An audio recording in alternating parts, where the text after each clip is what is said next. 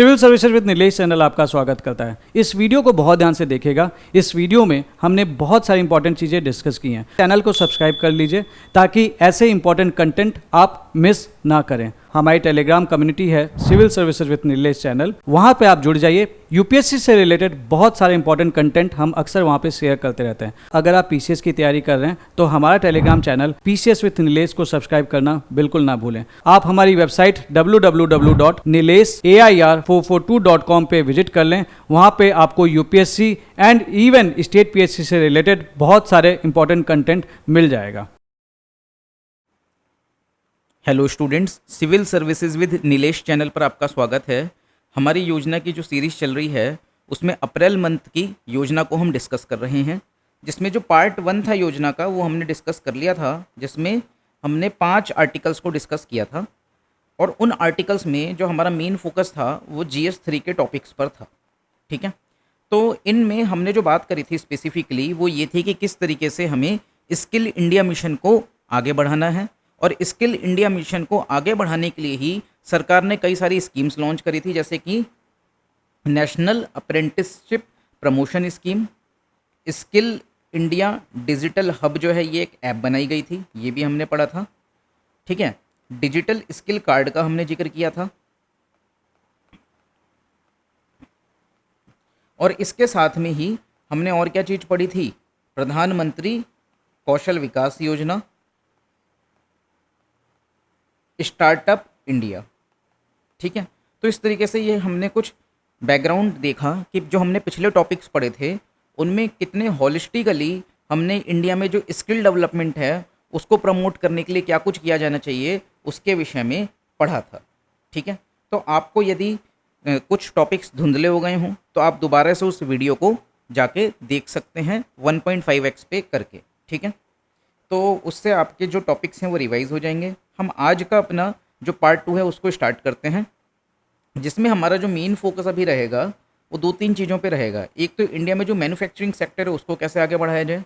ठीक है, इसके साथ साथ में हम आर्टिफिशियल इंटेलिजेंस का भी जिक्र करेंगे और हम इंडिया में जो नेशनल डेयरी डेवलपमेंट प्रोग्राम है उसके विषय में भी पढ़ेंगे।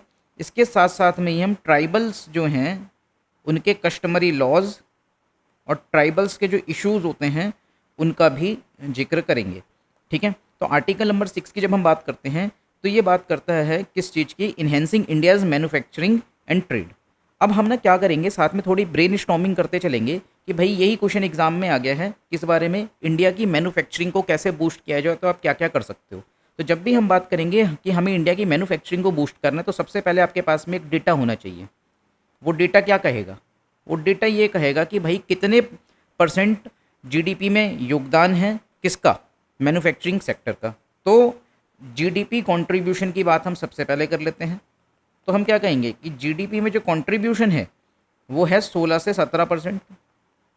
तो क्या लगता है आपको कि ये क्या काफ़ी ज़्यादा है? नहीं, ये काफ़ी कम है। यही इशू में भी आ जाएगा कि जीडीपी में कंट्रीब्यूशन मैन्युफैक्चरिंग सेक्टर का मात्र 16 से 17% है। तो ये हमारे लिए क्या है, चिंता की बात है। और हमको पता भी है 1991 के जो रिफॉर्म्स हुए थे, इकोनॉमिक रिफॉर्म्स, उससे पहले हम एक एग्रीकल्चर बेस्ड इकोनॉमी थे और उसके बाद में एकदम से हम क्या बन गए, सर्विस सेक्टर इकोनॉमी बन गए। तो यानी कि हमने क्या किया, एकदम से जंप किया। क्या किया, जंप, JUMP, छलांग लगा दी from agri to service sector. जबकि किसी भी देश में जनरली होता क्या है, एग्रीकल्चर सेक्टर से पहले हम मैन्युफैक्चरिंग की ओर जाते हैं, उसके बाद में हम सर्विस सेक्टर की ओर ट्रांजिशन करते हैं।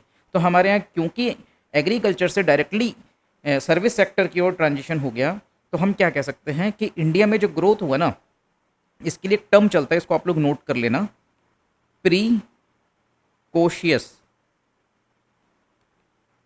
Growth model. ठीक है, ये आपको योजना में नहीं मिलेगा, हमारे शॉर्ट नोट्स में, क्योंकि यही तो पर्पज़ ही है कि जो शॉर्ट नोट्स में कुछ चीज़ें नहीं हैं वो मैं बताऊं, वरना वीडियो देखने का जो आपका पर्पज़ है वही क्या रहेगा।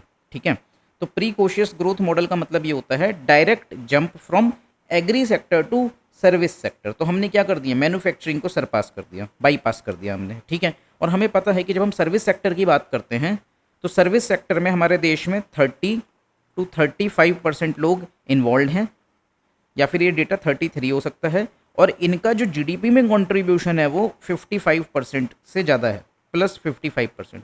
तो आप समझ लो कि 30% लोग यदि 55% जीडीपी में कंट्रीब्यूशन दे रहे हैं, तो इससे आपको क्या समझ में आएगा, सर्विस सेक्टर में जो जॉब्स होंगी वो बहुत ज़्यादा नहीं होंगी, क्योंकि 30 लोग 55 का काम कर दे रहे हैं, 55 का काम कर दे रहे हैं। तो इसी वजह से मैन्युफैक्चरिंग सेक्टर जो है किसी भी देश में प्रमोट करना बहुत आवश्यक होता है, क्योंकि मैन्युफैक्चरिंग सेक्टर जो होता है जनरली वो लेबर इंटेंसिव होता है। अभी हम देखेंगे भी कि वो मैन्युफैक्चरिंग सेक्टर में कौन सी इंडस्ट्रीज़ है जो लेबर इंटेंसिव होंगी, जैसे कि लेदर इंडस्ट्री हो सकती है, लेदर इंडस्ट्री के अलावा कॉटन टेक्सटाइल हो सकता है, उसके अलावा टॉय इंडस्ट्री हो सकती है। ठीक है, तो वो सब अभी हम डिटेल में आगे देखेंगे। तो अब जो इसमें शॉर्ट नोट्स में हमारे लिखा है उस डेटा को हम थोड़ा सा देखते हैं। ये एक ब्रीफ बैकग्राउंड हो गया इसको शुरू करने से पहले। तो भाई इंडिया में मैन्युफैक्चरिंग को बढ़ाना है, तो मैन्युफैक्चरिंग को बढ़ाना भी है और हमें ग्लोबल इंटीग्रेशन भी करना है। क्यों? क्योंकि हम क्या चाहते हैं कि मैन्युफैक्चर करके क्या सिर्फ अपने ही देश में उसको रखें या हम एक्सपोर्ट भी बढ़ाएं। एक्सपोर्ट बढ़ाना भी बहुत आवश्यक है, क्योंकि हम अगर देखते हैं तो हमारा ट्रेड डेफिसिट आज के टाइम में बहुत ज़्यादा है। करंट अकाउंट डेफिसिट हमारा बहुत हाई है और इस करंट अकाउंट डेफिसिट को हमें कम करने के लिए और करंट अकाउंट सरप्लस में आने के लिए क्या करना होगा, अपने एक्सपोर्ट्स को इंक्रीज़ करना होगा। और एक्सपोर्ट्स में हमें मैन्युफैक्चरिंग एक्सपोर्ट्स को इंक्रीज़ करना होगा, क्योंकि सर्विस एक्सपोर्ट्स में तो हम पहले से ठीक ठाक परफॉर्म कर ही रहे हैं। ठीक है, तो अब हम बात करते हैं कि भाई मैन्युफैक्चरिंग को हम कैसे करेंगे। एक तो आत्मनिर्भर भारत यानी हमको सेल्फ रिलायंट बनना होगा, ग्लोबल इंटीग्रेशन करना होगा, मेक इन इंडिया को प्रमोट करना होगा। We will make in India but we will make for the world. Bharat में बनाएंगे लेकिन विश्व के लिए बनाएंगे। सेल्फ रिलायंस होना चाहिए, उसके साथ में ग्लोबल कॉम्पिटिटिवनेस भी होनी चाहिए। ठीक है, अब हम बात करते हैं नेशनल मैन्युफैक्चरिंग मिशन जो सरकार लेके आई है। अब जब हम बात करेंगे नेशनल मैन्युफैक्चरिंग मिशन सरकार लेके आई है, तो उसमें भी क्या होगा, एक डेटा होगा। जैसे कि हमने बात करी थी कि हमारे देश में मैन्युफैक्चरिंग सेक्टर का जीडीपी में योगदान मात्र 16-17% है, वही यहाँ लिखा भी हुआ है। उसको बढ़ा के कितना करना है, 25% तक करना है। फिर हमने ये भी बात करी थी जब ऐसा होगा तो हमारा जो ट्रेड डेफिसिट है वो घटेगा। तो कितना, $250 बिलियन का जो ट्रेड डेफिसिट है वो हमको रिड्यूस करना है। फिर बात आती है मैन्युफैक्चरिंग सेक्टर में हम किन चीज़ों पे फोकस करें, स्पेसिफिकली सेमीकंडक्टर्स पे फोकस करेंगे और सोलर पैनल्स पर फोकस करेंगे। अब सोलर पैनल्स पे फोकस करने के लिए सरकार ने स्कीम भी चलाई हुई है जिसको हम कहते हैं प्रधानमंत्री सूर्य घर मुफ्त बिजली योजना। तो ये प्रधानमंत्री सूर्य घर मुफ्त बिजली योजना के तहत क्या होता है, सरकार जो है सब्सिडी देती है उन लोगों को जो सोलर प्लांट अपने घर पे लगवाते हैं। ठीक है, और उसमें सरकार सब्सिडी तभी देती है जब सोलर पैनल्स जो होंगे वो डीसीआर रिक्वायरमेंट को फुलफिल करेंगे। डीसीआर होता है डोमेस्टिक कंटेंट रिक्वायरमेंट। ठीक है, तो ये चीज़ आपको पता होनी चाहिए कि किस तरीके से सरकार बहुत बड़े स्तर पे, और ये कोई हवाई बात नहीं है, ये वास्तव में ऐसे ही होता है कि कोई भी व्यक्ति यदि प्रधानमंत्री सूर्यघर मुफ्त बिजली योजना के तहत अपने यहाँ पे सोलर पैनल लगवाएगा, सोलर प्लांट लगवाएगा, तो उसमें जो सोलर पैनल्स होंगे वो डीसीआर पैनल्स ही होंगे। यानी कि भारत में उनका डोमेस्टिक कंटेंट रिक्वायरमेंट यानी कि एक स्पेसिफिक मात्रा में उनका जो मैन्युफैक्चरिंग है वो भारत में होनी चाहिए, तभी आपको सब्सिडी मिलेगी। ठीक है, तो ये चीज़ हम देख सकते हैं कि किस तरीके से सरकार नेशनल मैन्युफैक्चरिंग मिशन के तहत इंडिया में मैन्युफैक्चरिंग को बढ़ाने के लिए काफ़ी ज़्यादा क्या है, कमिटेड नज़र आती है। अब हम बात करेंगे कि भाई नेशनल मैन्युफैक्चरिंग मिशन के तहत आपको क्या करना है, देश में जीडीपी को, मतलब देश की जीडीपी में मैन्युफैक्चरिंग सेक्टर के कंट्रीब्यूशन को बढ़ाना है, उसके साथ में ट्रेड डेफिसिट को घटाना है, सोलर सेक्टर में, सेमीकंडक्टर के सेक्टर में आपको अच्छा परफॉर्म करना है। उसके साथ में भाई हमारा देश मैन्युफैक्चरिंग हब तभी बन पाएगा जब हमारे देश में ईज़ ऑफ डूइंग बिजनेस होगा, क्योंकि ईज़ ऑफ डूइंग बिजनेस होगा तभी क्या होगा, फॉरेन डायरेक्ट इन्वेस्टमेंट देश में ज़्यादा से ज़्यादा आएगा। उसके साथ में हमारे पास में क्वालिटी प्रोडक्ट्स होने चाहिए, और क्वालिटी प्रोडक्ट्स के साथ में ही हमारे पास में क्या होना चाहिए, अप स्किलिंग होनी चाहिए फॉर जॉब्स। सपोर्ट हमको देना होगा micro small and medium enterprises को। अभी हम आगे देखेंगे भी कि micro small and medium enterprises के लिए सरकार किस तरीके से उद्यम पोर्टल भी लेके आई है। ठीक है, और उस उद्यम पोर्टल के माध्यम से किस तरीके से उनको बेनिफिट पहुंचाने की कोशिश सरकार के द्वारा करी जा रही है। ठीक है, सेल्फ फाइनेंसिंग गारंटी फंड के बारे में भी हम अभी देखेंगे, एमएसएमईज़ के सपोर्ट के लिए जो सरकार लेके आई है। ठीक है, क्योंकि एमएसएमई अपने आप में एक सेपरेट टॉपिक भी होता है and it is very important, mains पे इसमें क्वेश्चन भी आया हुआ है। अब हम बात करते हैं कि सरकार का एम्फेसिस और क्या है, क्लीन टेक्नोलॉजी पर है, जिसमें इलेक्ट्रिक व्हीकल्स आते हैं, बैटरीज आती हैं, विंड टर्बाइंस आती हैं यानी कि विंड एनर्जी है ना, और सोलर फोटोवोल्टेक आता है। फिर हम बात करेंगे नेशनल मैन्युफैक्चरिंग मिशन में हमें सर्कुलर इकोनॉमी पे भी फोकस करना होगा। सर्कुलर इकोनॉमी का मतलब ये होता है कि एक ऐसी अर्थव्यवस्था जिसमें आप क्या करते हो, रिसोर्स ऑप्टिमाइजेशन करते हो, जिसमें आप जो वेस्ट प्रोडक्ट्स होते हैं उनको रीयूज़ करते हो, जिसमें हम क्या कर सकते हैं 3 Rs का भी यूज़ लिख सकते हैं, रिड्यूस, रीयूज़, रिफ्यूज़। ठीक है, तो सर्कुलर इकोनॉमी में क्या होगा, जो मटेरियल वेस्ट समझा जा रहा है उसको भी आप क्या करोगे, मतलब कि यूज्ड प्रोडक्ट जो होंगे उनको भी आप किस में लेके आओगे, इकोनॉमी में लेके आओगे। अब इसका एक एग्जाम्पल हम समझ लेते हैं। जैसे कि अगर हम बात करें तो स्क्रैप होता है, स्क्रैप जिसको हम कह सकते हैं इलेक्ट्रॉनिक स्क्रैप। ठीक है, तो इलेक्ट्रॉनिक स्क्रैप में क्या हो सकता है, स्क्रैप आइटम्स में कॉपर हो सकता है, कोबाल्ट हो सकता है, लिथियम हो सकता है एंड एंटीमनी हो सकता है। ठीक है, तो ये सारी जो चीज़ें हैं ये आपने फ्रेश नहीं लिया, नया एलिमेंट नहीं लिया, आपने यूज इलेक्ट्रॉनिक आइटम्स का जो स्क्रैप था उसमें से इन चीज़ों को आइडेंटिफाई कर लिया और इनको फिर से आपने यूज़ कर लिया जब आप कोई इलेक्ट्रॉनिक प्रोडक्ट बनाते हो। ठीक है, तो ये जो है ये एक एग्जाम्पल हो जाएगा किस चीज़ का, सर्कुलर इकोनॉमी का। इससे होता क्या है, क्योंकि ये पहले से ही यूज्ड आइटम हैं तो जो इनकी कॉस्ट होगी वो भी कम होगी compare to the new element which you will purchase. तो इससे जो इनपुट कॉस्ट हो जाती है वो क्या हो जाएगी, कम हो जाएगी। और जब इनपुट कॉस्ट कम हो जाएगी तो उससे क्या होगा, जो ओवरऑल कॉस्ट होगी प्रोडक्ट की वो भी कम हो जाएगी।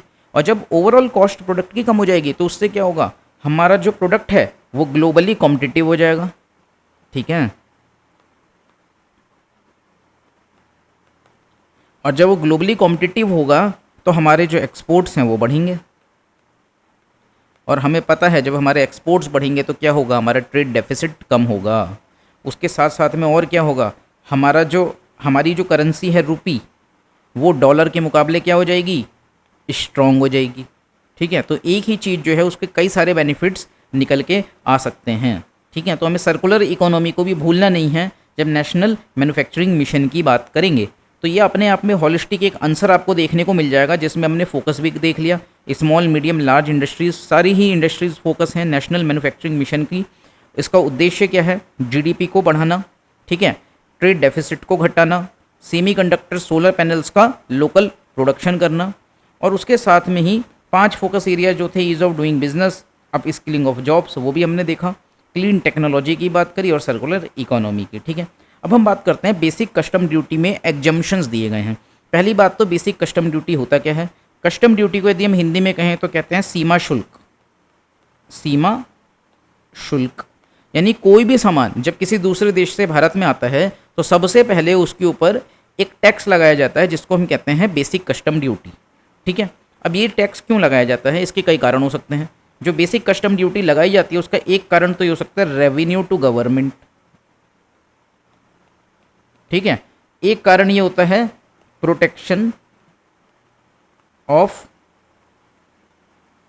लोकल इंडस्ट्रीज, कि भाई वहाँ से सामान सस्ता आ रहा है, भारत में सामान महंगा है, तो उनके द्वारा लाया जा रहा सामान जो है उस पर कस्टम ड्यूटी लगा दो ताकि जो हमारी लोकल इंडस्ट्रीज़ हैं वो सरवाइव कर पाएँ। ठीक है, तो ये कुछ कारण होते हैं। इसके मेजर कारण जो हैं, जो और भी हैं, वो आप इकोनॉमिक्स में डिटेल में पढ़ना। अभी हम यहाँ पे आगे कंटिन्यू करते हैं। तो अब कुछ बेसिक कस्टम ड्यूटीज़ पे क्या कर दिया गया है, एग्जम्पशन दे दी गई है, यानी कि उन पे कस्टम ड्यूटी नहीं लगेगी। तो ऐसा क्यों किया गया है और किन पे किया गया है, ये हम नेशनल मैन्युफैक्चरिंग मिशन के तहत पढ़ रहे हैं। तो नेशनल मैन्युफैक्चरिंग मिशन में कुछ आइटम्स ऐसे हैं जिनको बेसिक कस्टम ड्यूटी से एग्जम्प्ट कर दिया गया है। उसमें क्या आते हैं, waste scrap of cobalt, lithium, copper and antimony. यानी इनका जो वेस्ट है जब ये विदेश से इंडिया में हम इंपोर्ट करेंगे तो इस पर हमने क्या कर दिया है, बेसिक कस्टम ड्यूटी नहीं लगाई। अब जब हमने इस पर बेसिक कस्टम ड्यूटी नहीं लगाई तो ये क्या हो जाएगा, चीप हो जाएगा। यानी कि हमारे जो इंडियन मैन्युफैक्चरर्स हैं जब वो मान लेते हैं कि एक मोबाइल फ़ोन बना रहे हैं, अब मोबाइल फ़ोन की मैन्युफैक्चरिंग में आपको लिथियम की भी ज़रूरत पड़ती है, कॉपर की भी ज़रूरत पड़ती है, कोबाल्ट की भी और एंटीमनी की भी। क्योंकि जो एंटी मनी जो होता है इसको हम एक एलॉय के तौर पे यूज़ करते हैं। और इसका काम क्या होता है कि जब मोबाइल बहुत ज़्यादा हीट भी हो गया है तब वो क्या ना हो जाए, फट ना जाए मोबाइल, उसकी जो बैटरी है फट ना जाए। ठीक है, तो उसके लिए हमें एंटी मनी को यूज़ करना होता है। तो भाई ये सारे जो प्रोडक्ट्स हैं ये यदि आप स्क्रैप में से निकाल लेते हो और उस स्क्रैप पे आपने इंपोर्ट ड्यूटी भी नहीं लगा रखी है, जीरो कर दिया है, तो उससे क्या होगा, हमारे जो मैन्युफैक्चरर्स हैं उनको ये जो प्रोडक्ट्स मिल जाएंगे चीप में मिल जाएंगे। जब उनको चीप में प्रोडक्ट्स मिल जाएंगे तब जब वो मोबाइल फ़ोन बनाएंगे तो वो क्या होगा, लेस कॉस्टली होगा। ठीक है, और इसकी वजह से हमारे जो प्रोडक्ट्स हैं वो ग्लोबल मार्केट में कॉम्पिटिटिव हो जाएंगे। तो इस तरीके से हमने करा क्या है, बेसिक कस्टम ड्यूटी से एग्जम्पशन दे दिया है। ठीक है, और उसमें क्या क्या कवर किया है वो हमने देखा। इसके साथ में जब हम शिप बिल्डिंग की बात करते हैं, भारत में जहाज़ का निर्माण होता है, तो उसमें भी कंपोनेंट्स पे शिप बिल्डिंग के लिए उन पे 10 साल का एक्सटेंशन दे दिया गया है। ठीक है, मतलब एग्जम्पशन जो है 10 साल के लिए एक्सटेंड कर दिया गया है। और एग्जम्पशन किसका, बेसिक कस्टम ड्यूटी का। पॉलिसी क्या है, मैक्सिमम 1 सेस या सरचार्ज लग सकता है, यानी कि हमने अपनी टैक्स रिजीम को भी बहुत ज़्यादा सिंप्लीफाई कर दिया है। अब आपका होमवर्क क्या है, होमवर्क ये है कि सेस और सरचार्ज इनमें क्या डिफरेंस होता है ये आपको कमेंट बॉक्स में बताना है और इसको इकोनॉमिक्स के अपने नोट्स से रिवाइज भी करना है। ठीक है, ये प्रीलिम्स के लिए भी बहुत इंपॉर्टेंट है, as well as in the means ही आ सकता है। देखो हमारी जो प्रिपरेशन है वो एक हॉलिस्टिक प्रिपरेशन चल रही है, जिसमें हम प्रीलिम्स और मीन्स को अलग अलग नहीं देख रहे, हम सब कुछ एक साथ कवर करते चल रहे हैं। ठीक है, जिसको हम कहते हैं इंटीग्रेटेड प्रिपरेशन। ठीक है, तो मीन्स का भी प्रिपेयर कर रहे हो तो साथ में प्रीलिम्स भी कवर होता जा रहा है। ठीक है, तो हम बात करते हैं कि नेशनल मैन्युफैक्चरिंग मिशन में हमने क्या क्या देखा। पॉइंट्स भी कोशिश करो यहीं की यहीं याद करते चलो। क्या क्या देखा हमने कि किस तरीके से जीडीपी में योगदान बढ़ाना होगा, ईज़ ऑफ डूइंग बिजनेस वाली बात हो गई थी, हमें ग्रीन या क्लीन टेक्नोलॉजी पे फोकस करना होगा, सर्कुलर इकोनॉमी की बात हो गई। फिर हमने बात कर ली exemptions of the basic custom duty, जिसमें जो मटेरियल्स कवर्ड है वो हमने देखे। स्क्रैप जो होता है किसका, कोबाल्ट का, लिथियम का, कॉपर का, एंटीमनी का, वो देखा। शिप बिल्डिंग की बात करी तो उसमें हमने देखा कि 10 साल के लिए जो एक्सटेंशन है वो दे दिया गया है किन के ऊपर, शिप बिल्डिंग कंपोनेंट्स के ऊपर, यानी उन पे बेसिक कस्टम ड्यूटी अब नहीं लगेगी। स्मार्टफोन मैन्युफैक्चरिंग को बूस्ट करने के लिए 2.5% जो बेसिक कस्टम ड्यूटी थी उसको भी रिमूव कर दिया गया है। किसके ऊपर, कैमरा मॉड्यूल्स के ऊपर, पीसीबीएस के ऊपर एंड यूएसबी केबल्स के ऊपर। रिजल्ट क्या होगा, प्रोडक्शन कॉस्ट घटेगी, एफडीआई भारत में इंक्रीज होगा और टेक एक्सेसिबिलिटी भी बढ़ेगी। देखो अब ये एफडीआई क्यों इंक्रीज होगा, एफडीआई ऐसे इंक्रीज होगा कि भाई भारत में जब इस तरीके से बेसिक कस्टम ड्यूटी जीरो कर दी जाएगी, अगर हम मान लेते हैं कि कोई भी फॉरेन कंपनी जो है वो भारत में आके एक मैन्युफैक्चरिंग यूनिट लगाना चाहती है मोबाइल फ़ोन बनाने की, तो भाई वो जब फॉरेन फर्म भारत में आके मैन्युफैक्चरिंग यूनिट लगाएगी तो उसके पास भी सारे प्रोडक्ट्स खुद से तो है नहीं, उसको भारत में, मतलब हम मान लेते हैं यूएसए की एक कंपनी है, कंपनी 1, ठीक है, वो इंडिया में आके अपनी यूनिट लगाती है मोबाइल बनाने की, तो यहाँ पे आई है, तो ऐसा नहीं है कि यूएस में सारे कंपोनेंट्स उसको मिल जाएंगे, उसको भी कुछ कंपोनेंट्स ऐसे होंगे जो कहीं और से इंपोर्ट करने पड़ेंगे, से चाइना से। अब चाइना से यदि वो स्क्रैप मंगाता है कोबाल्ट का, लिथियम का, कॉपर का, एंटीमनी का, और भारत में उस पर basic custom duty is equal to 0 है, और यूएस चाइना से जब मंगाता है उस पर बेसिक कस्टम ड्यूटी हम मान लेते हैं कितनी है, बेसिक कस्टम ड्यूटी वहाँ पे है 5%। तो ये जो कंपनी है, कंपनी 1 है यूएस की, ये ऑब्वियसली इंडिया में आके अपने मैन्युफैक्चरिंग प्लांट को लगाना चाहेगी कंपेयर टू यूएसए, क्योंकि यूएसए में बेसिक कस्टम ड्यूटी लग रही है और इंडिया में नहीं लग रही। तो इस वजह से उस कंपनी के लिए भी ज़्यादा फायदेमंद होगा कि वो भारत में आके क्या लगाए, अपनी फैक्ट्री लगाए, मोबाइल मैन्युफैक्चरिंग यूनिट को लगाए। तो इस तरीके से हम क्या कह सकते हैं कि जब हम बेसिक कस्टम ड्यूटी को 0 कर देते हैं, then we would be able to attract more foreign direct investment, ठीक है। और जब वो कंपनी यहाँ पे आके लगाएगी और हमारे जो इंडियन लोकल्स हैं उस फैक्ट्री में काम करेंगे, तो हमारे पास में टेक्नोलॉजी की एक्सेसिबिलिटी भी बढ़ेगी, ठीक है। क्योंकि जब कोई फॉरेन कंपनी इंडिया में आके अपनी मैन्युफैक्चरिंग यूनिट लगाती है, then we also get a new technology, ठीक है। तो इससे हमारी जो ग्लोबल इलेक्ट्रॉनिक सप्लाई चेन है वो बहुत ज़्यादा स्ट्रेंथन यानी मजबूत होती चली जाएगी। उसके अलावा फिर हमें ये भी पता है कि सरकार प्रोडक्शन लिंक्ड इंसेंटिव लेके आई थी और उसको भी अब सरकार एक्सपेंड कर रही है। तो देखो प्रोडक्शन लिंक्ड इंसेंटिव में क्या होता है, उसमें सरकार ये कहती है कि आप जितनी मैन्युफैक्चरिंग पहले कर रहे थे, यदि उससे आप अपनी मैन्युफैक्चरिंग को जितना % बढ़ाओगे उस पर हम आपको इंसेंटिव देंगे। यानी कि सरकार ये कहती है कि भाई आप ज़्यादा से ज़्यादा मैन्युफैक्चर कहाँ करो, भारत में करो। आप यदि भारत में मैन्युफैक्चरिंग बढ़ाते हो, यानी कि पहले आप X% मैन्युफैक्चरिंग करते थे, अब आप X+10% मैन्युफैक्चरिंग कर रहे हो, ठीक है, तो अब हम क्या करेंगे, आपको इसके ऊपर इंसेंटिव देंगे, ठीक है। तो इससे होगा क्या, इंडिया में जो लोग हैं ज़्यादा से ज़्यादा प्रोडक्शन करना चाहेंगे, यानी कि इंडिया में जो मैन्युफैक्चरिंग है वो बढ़ेगी, और इंडिया में अगर मैन्युफैक्चरिंग बढ़ेगी तो फिर ज़्यादा से ज़्यादा लोगों को क्या मिलेगी, जॉब्स भी मिलेंगी, ठीक है। और जब हमारे पास में सरप्लस आइटम्स होंगे तो हम क्या कर पाएंगे, एक्सपोर्ट भी कर पाएंगे, ठीक है। तो प्रोडक्शन लिंक्ड इंसेंटिव जो है अब वो कवर करता है, और प्रोडक्शन लिंक्ड इंसेंटिव्स के तहत होता क्या है, जो इंडस्ट्रीज़ हैं उनको भी बहुत सारे बेनिफिट्स मिल जाते हैं। तो ये 2020 में चालू हुआ था, अब इसमें 14 सेक्टर्स आते हैं, जिसमें आप खुद सोच सकते हो कि क्या कुछ आएगा। इलेक्ट्रॉनिक सेक्टर तो आना ही आना है, क्योंकि इलेक्ट्रॉनिक जो है वही फ्यूचर है विश्व में, है ना। क्योंकि जैसे जैसे हम आगे प्रोग्रेस करते जाएंगे, जो इलेक्ट्रॉनिक सेक्टर है उसकी जो इम्पोर्टेंस है और जो वैल्यू है वो बढ़नी ही बढ़नी है। उसके साथ में फार्मा, ये कभी ख़त्म नहीं होना, है ना। लोगों को स्वास्थ्य की ज़रूरत आज भी थी, आज भी है, कल भी थी और परसों भी रहेगी। फिर हम फूड की बात करें, ये भी लोग खाएंगे ही खाएंगे, है ना। और ऑटो सेक्टर हो गया, टेक्सटाइल सेक्टर हो गया। तो रोटी, कपड़ा, इलेक्ट्रॉनिक्स और दवाई, ये वो चीज़ें हैं जो लोगों को चाहिए ही चाहिए। तो इस वजह से इनकी जो डिमांड है वो कभी कम भी नहीं होनी। तो सरकार यही चाहती है कि ज़्यादा से ज़्यादा इनमें क्या हो, प्रोडक्शन हो। तो प्रोडक्शन लिंक्ड इंसेंटिव के तहत जो 14 सेक्टर्स हैं उनमें से कुछ सेक्टर्स ये हैं जिनके एग्जाम्पल यहाँ लिखे हुए हैं। तो फाइनेंशियल ईयर 2025-26 में जो एलोकेशन होगा वो क्या है, इलेक्ट्रॉनिक्स को सबसे ज़्यादा पैसा एलोकेट किया जाएगा। कितना, 8,885 करोड़ रुपए, ठीक है। फिर हम बात करते हैं कि ऑटो सेक्टर और इलेक्ट्रॉनिक व्हीकल्स के लिए 2,819 करोड़ रुपए जो हैं वो दिए जाएंगे। अब इसका प्रभाव क्या होगा और इसका क्या इम्पैक्ट पड़ा है। ये प्रोडक्शन लिंक्ड इंसेंटिव जो आया है उसके बाद से भारत जो है ये second largest mobile phone producer बन गया है, ठीक है।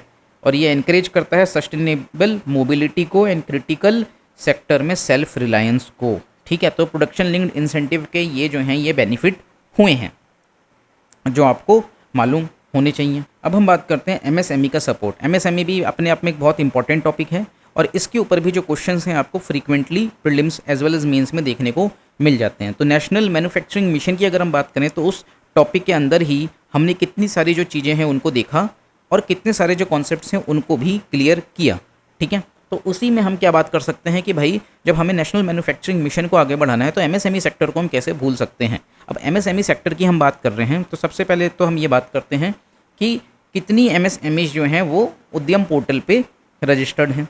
तो 5.93 करोड़ एमएसएमईज हैं अकॉर्डिंग टू द उद्यम पोर्टल। तो ये बेसिकली एक पोर्टल है जिसपे एमएसएमईज अपने आप को यदि रजिस्टर करवाते हैं तो उनको क्या हो सकता है, कई सारे बेनिफिट्स मिल सकते हैं, ठीक है। जैसे कि अगर उन्होंने अपने आप को उद्यम पोर्टल पे रजिस्टर करवा लिया तो उनको जो लोन है वो लेना ईजी हो जाएगा, ठीक है। उसके साथ में उनको कुछ टैक्स बेनिफिट्स भी मिल सकते हैं। उसके अलावा जो एमएसएमई के द्वारा उनको ट्रेनिंग करवाई जा सकती है, ठीक है। कुछ इंटरेस्ट सबवेंशन स्कीम हो सकती हैं,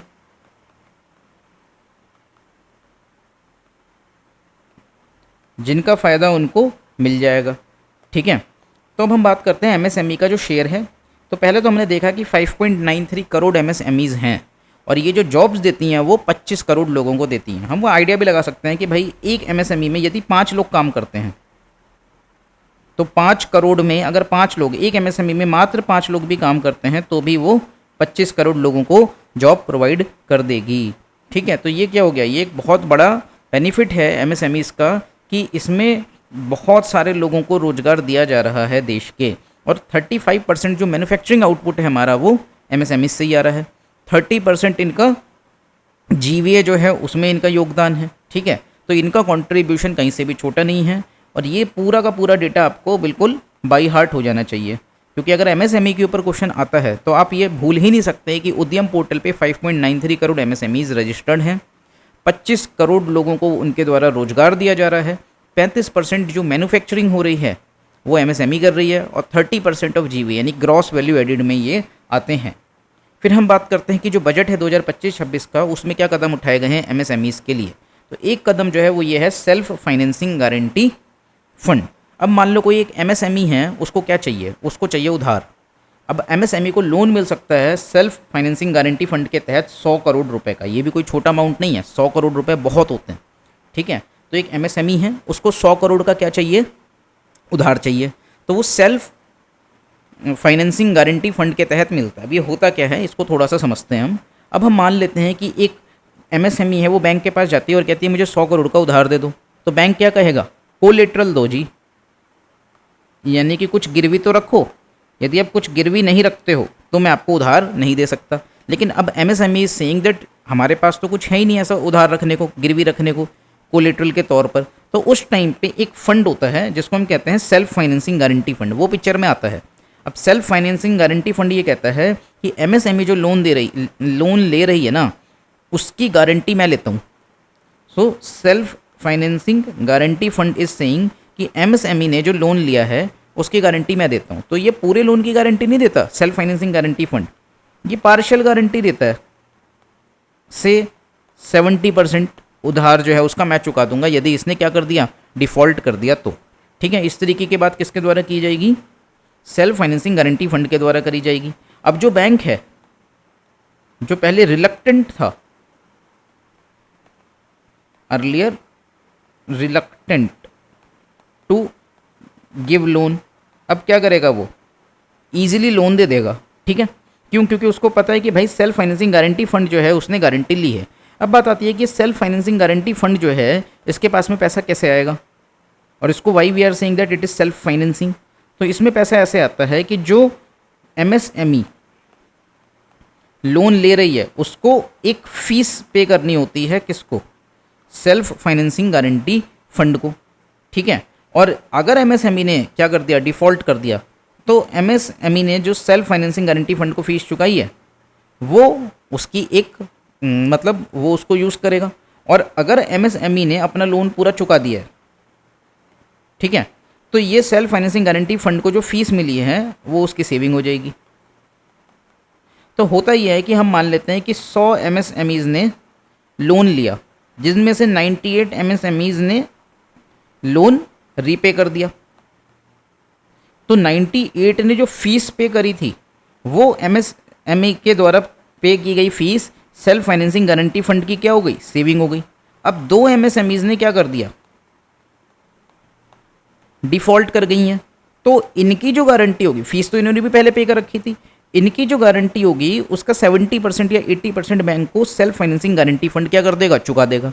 तो यही इसका सोर्स ऑफ इनकम भी हो जाता है कि भाई एक एमएसएमई जो है, क्योंकि वो कोलेटरल पे नहीं कर सकती and it is taking the loan, then he that MSME has to pay some fees to self financing guarantee fund. और self financing guarantee fund MSME के बिहाफ में क्या करेगा, बैंक से उन कहेगा कि इनको लोन दे दो, इनकी गारंटी मैं लेता हूँ। तो ये एक ऐसा मैकेनिज्म है जिसके जरिए सेल्फ फाइनेंसिंग गारंटी फंड को भी किसी और से पैसा लेने की आवश्यकता नहीं है, सरकार से पैसा लेने की आवश्यकता नहीं है, एमएसएमईज़ के द्वारा पे की गई फीस से ही ये अपना काम चलाता है। ठीक है, और एमएसएमईज़ को लोन मिलना सरल हो जाता है, और बैंक की भी जो डर होता है उनका कि ये लोन डिफ़ॉल्ट हो सकता है, जो रिस्क है उसको ये कम कर देता है। ठीक है, तो सेल्फ फाइनेंसिंग गारंटी फंड को हमने समझ लिया। फिर क्रेडिट लिमिट जो है उसको भी रेज कर दिया गया है, additional 1.5 lakh crore credit over 5 years की कुछ बातें हैं। तो जो मेन कॉन्सेप्ट था उसको हमने समझ लिया कि एमएसएमई के लिए सेल्फ फाइनेंसिंग गारंटी फंड आता है, इसको आपको भूलना नहीं है।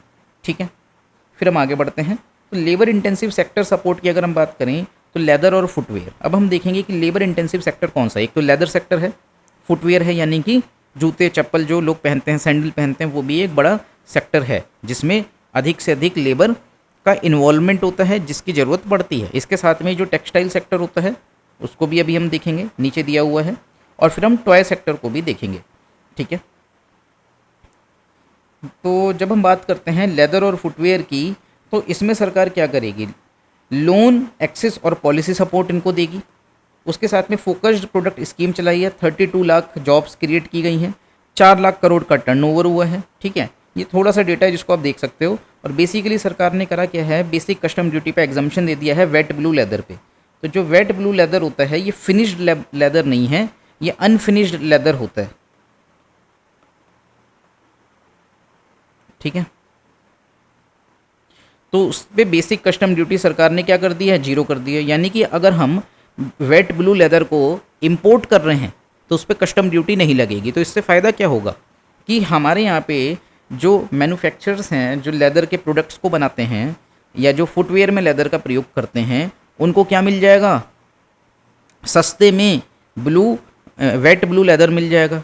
और फिर जब वो उसको फिनिश्ड प्रोडक्ट में कन्वर्ट करेंगे, तब क्योंकि उन्होंने सस्ते में इसको खरीद लिया था बेसिक कस्टम ड्यूटी के 0 होने के कारण, तो उनके जो इनपुट कॉस्ट होगी वो लेस होगी, और इसकी वजह से जो फाइनल प्रोडक्ट होगा वो कैसा बना पाएंगे, चीपर बना पाएंगे, जिसकी वजह से हमारा प्रोडक्ट क्या होगा, ग्लोबली कॉम्पिटिटिव होगा। ठीक है, और हो सकता है कि हम अच्छा एक्सपोर्ट कर पाएँ लेदर सेक्टर में। तो एक तो आपको इस बात का ख्याल रखना होगा। इसके साथ में जो क्रश्ड लेदर होता है, क्रश्ड लेदर जो होता है ये भी फिनिश्ड लेदर नहीं होता, लेकिन इसमें क्या होता है, यह जो वेट ब्लू लेदर है उससे एक आगे की स्टेप है। देखो, जब हम लेदर से क्या बनाते हैं, लेदर को यूज़ करते हैं एक फाइनल प्रोडक्ट बनाने में, तो उससे पहले भी कई सारे प्रोसेस होते हैं, क्योंकि लेदर बेसिकली किससे बनता है, किसी जानवर के चमड़े से। तो जानवर के चमड़े को निकाल के उससे क्या किया जाता है, उसको पहले धोया भी जाता है, किसमें, क्रोमियम में। ठीक है, तो जानवर के चमड़े को जब क्रोमियम में धोते हैं हम, तो उसके बाद में उसमें एक ब्लूइश टिंज आ जाता है, और वो गीला भी होता है लेदर।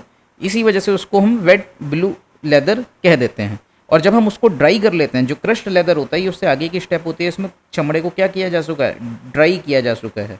ठीक है, लेकिन ये भी फाइनल स्टेप नहीं है, और इसके आगे भी काम होना होता है। तो कई बार हम क्या करते हैं कि भाई वेट ब्लू लेदर लेते हैं और उसको क्रश्ड लेदर में कन्वर्ट होके भी करके भी एक्सपोर्ट करते हैं। तो जब हम एक्सपोर्ट भी करते हैं तो उसके ऊपर भी सरकार के द्वारा एक्सपोर्ट ड्यूटी यानी कि निर्यात शुल्क लगाया जाता है। ठीक है, तो जो बात है वो ये है कि भाई अगर हम निर्यात शुल्क को घटा देंगे तो उससे क्या होगा, हमारा जो प्रोडक्ट होगा ग्लोबली कॉम्पिटिटिव हो जाएगा, क्योंकि वो सस्ता बिकेगा। ठीक है, तो इस तरीके से सरकार जो है लेबर सेक्टर को, मतलब लेदर सेक्टर को प्रमोट कर रही है, क्योंकि लेदर सेक्टर और फुटवेयर सेक्टर क्या है, लेबर इंटेंसिव होता है। ठीक है, अब हम टेक्सटाइल और कॉटन की बात कर लेते हैं। तो जब हम टेक्सटाइल और कॉटन की बात कर लेते हैं तब हमें देखने को मिलेगा कि सरकार जो है कपड़े के ऊपर भी बहुत फोकस कर रही है। और कॉटन क्या होता है, कपास यानी कि रुई, इस पे भी सरकार का अच्छा खासा फोकस है। और ये भी जो टेक्सटाइल और कॉटन है ये भी ना प्रोडक्शन लिंक्ड इंसेंटिव स्कीम में आता है, तो इससे बहुत ज़्यादा बेनिफिट भी होगा। और इसके साथ ही सरकार ITC भी बना रही है, इंटीग्रेटेड टेक्सटाइल कॉरपोरेशंस। ठीक है, ये आप अलग से नोट कर सकते हो।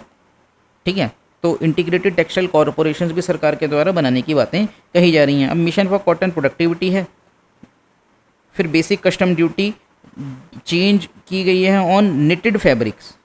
ठीक है, 10 to 20% से 20% और 115 पर kg।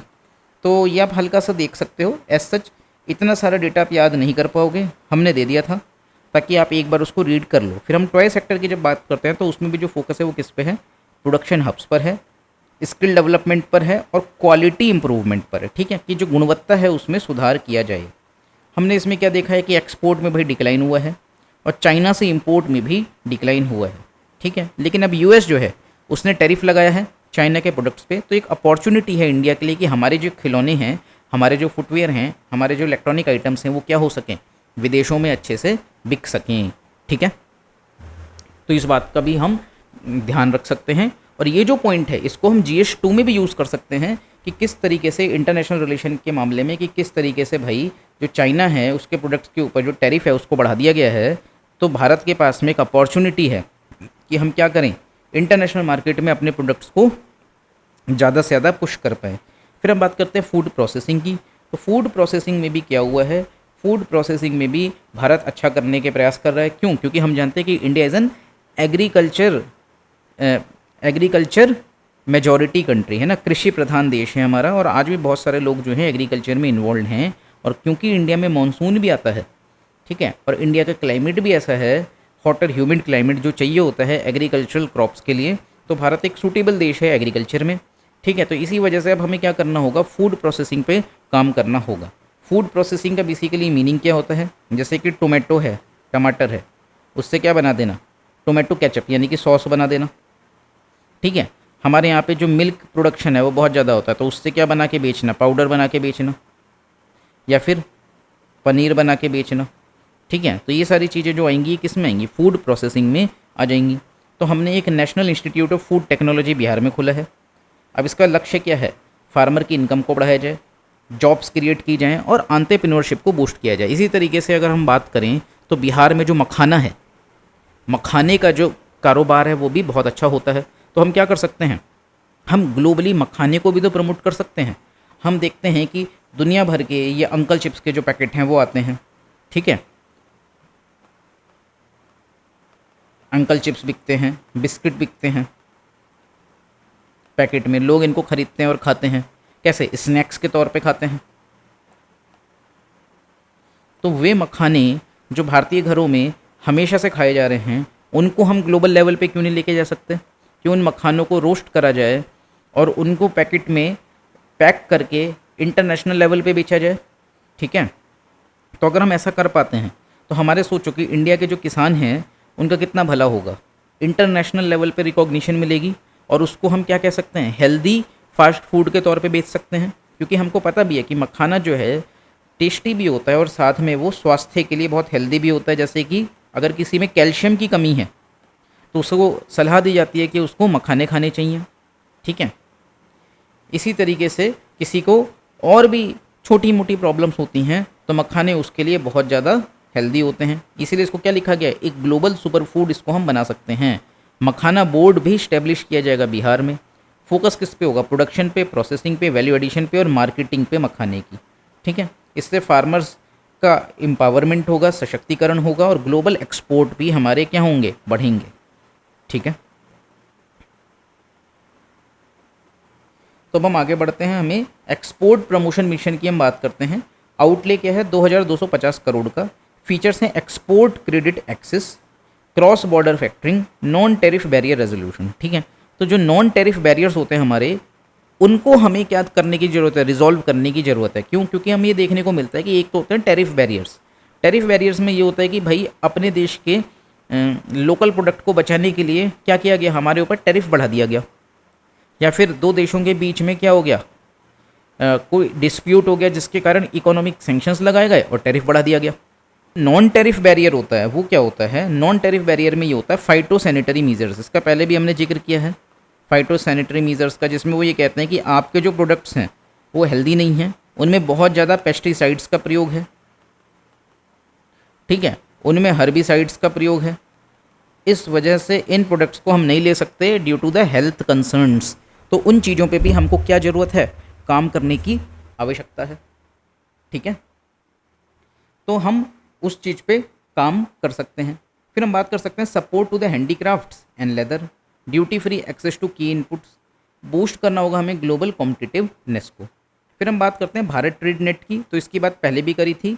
एक डिजिटल प्लेटफॉर्म होगा इंटरनेशनल ट्रेड के लिए। जैसे अभी हम देखते हैं कि कोई सामान विदेश से पोर्ट के जरिए भारत में आता है तो उसमें कितने सारे इश्यूज होते हैं, उसको अलग अलग जगह से क्लियरेंसेस चाहिए होते हैं, जिसकी वजह से हमारा जो टर्न अराउंड टाइम है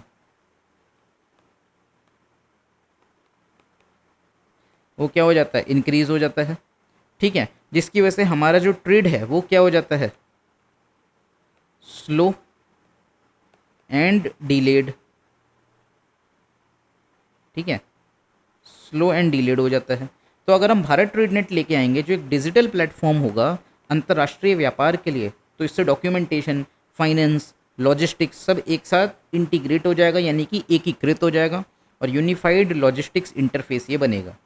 तो इससे जो नॉन टेरिफ बैरियर्स हैं वो भी घटेंगे, एमएसएमई जो है उसका एक्सपोर्ट बढ़ेगा और ईज़ ऑफ कंप्लाइंस भी इनेबल होगा, यानी कि जो अंतर्राष्ट्रीय नियम हैं उनके साथ में हम सरलता से क्या कर पाएंगे, कंप्लाई कर पाएंगे। अब देखो इसमें एक चीज़ ये भी आ रही है कि नॉन टेरिफ बैरियर कैसे घट जाएगा, तो आपको ये भी समझना होगा। क्योंकि जब किसी देश में टर्न अराउंड टाइम ज़्यादा होता है, जैसे कि हमारा जो मैंगो है उसका नाम है अल्फोंजो, ठीक है।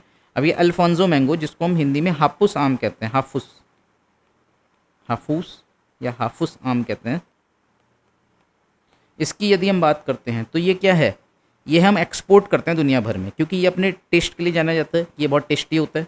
लेकिन प्रॉब्लम क्या होती है कि हमारे यहाँ पे जो टर्न अराउंड टाइम है वो बहुत ज़्यादा है, हमारे यहाँ पे जो इंफ्रास्ट्रक्चर है, जो लॉजिस्टिक सेक्टर है वो बहुत वीक है, जिसके कारण हम जब उसको एक्सपोर्ट करते हैं तो उसको उस देश तक पहुंचने में ज़्यादा डेज लग जाते हैं, एक्स्ट्रा डेज।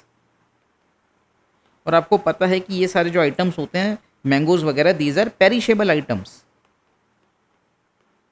तो जब तक ये वहाँ पर पहुँचते हैं तब तक ये ख़राब होने लग जाते हैं, और वहाँ पे नॉन टेरिफ बैरियर्स इन पे लगा दिए जाते हैं, यानी कि फाइटो सैनिटरी मीजर्स के तहत कि ये हेल्थ के लिए अच्छे नहीं हैं, ये तो क्या कहते हैं डिलापिडेटेड यानी कि ख़राब सिचुएशन में है, उनको रिटर्न कर दिया जाता है। ठीक है, तो यदि हम भारत ट्रेड नेट लेके आते हैं, हम डॉक्यूमेंटेशन को, फाइनेंस को, लॉजिस्टिक्स को आपस में इंटीग्रेट कर लेते हैं, तो उससे क्या होगा, नॉन टेरिफ बैरियर्स जो होंगे वो भी काफ़ी हद तक कम हो जाएंगे। ठीक है, फिर आता है इंफ्रास्ट्रक्चर एंड इनोवेशन। तो एयर कार्गो इंफ्रास्ट्रक्चर को अपग्रेड करने की आवश्यकता है, स्पेशली पेरिशेबल्स के लिए। Research and development ecosystem support की आवश्यकता है। ठीक है, हमें प्रमोट करना होगा अटल टिंकरिंग लैब्स को। अभी अटल टिंकरिंग लैब्स का आइडिया कौन लेके आया था? नीति आयोग, है ना। इस पर भी क्वेश्चन आया हुआ है प्रीलिम्स में कि अटल टिंकरिंग लैब का जो आइडिया है उसको इंट्रोड्यूस किसने किया था? नीति आयोग ने किया था। फिर हमें स्पेशल इकोनॉमिक जोन जो होते हैं उनमें भी रिफॉर्म करने की आवश्यकता है। ठीक है, न्यू लॉ होने चाहिए to replace the existing special economic zone act. Goal क्या होना चाहिए कि हम स्टेट इनेबल्स स्टेट्स टू को develop enterprise and service hubs. ठीक है, कस्टम रिफॉर्म्स भी होने चाहिए, क्लियरेंस फास्टर मिले, लोअर कंप्लाइंस बर्डन्स हो, और बैलेंस्ड रीजनल ग्रोथ को इंश्योर किया जाए। ये बात तो हम पहले से ही कह रहे हैं कि भाई क्लियरेंस को बहुत ज़्यादा तेज करने की ज़रूरत है, और कंप्लाइंस बर्डन जो है वो कम से कम होने चाहिए। ठीक है, क्योंकि अगर कंप्लाइंस बर्डन ज़्यादा होंगे तो कोई भी हमारे देश में सामान लेकर नहीं आना चाहेगा, क्योंकि उसको क्या लगेगा कि भाई यहाँ पे तो बड़ा झंझट रहता है। ठीक है, तो हमें सस्टेनेबिलिटी को प्रमोट करना है, जॉब क्रिएशन को और सेल्फ रिलायंस को। सिंपल है। अब हम 7th आर्टिकल पे आ जाते हैं जो पॉलिसी अपडेट्स की बात करता है। तो सबसे पहले इसमें जो बात हो रही है वो भीम यूपीआई की हो रही है। स्कीम क्या है? एक इंसेंटिव स्कीम है for low value Bhim UPI transactions. अब इसमें लिखा हुआ है P2M।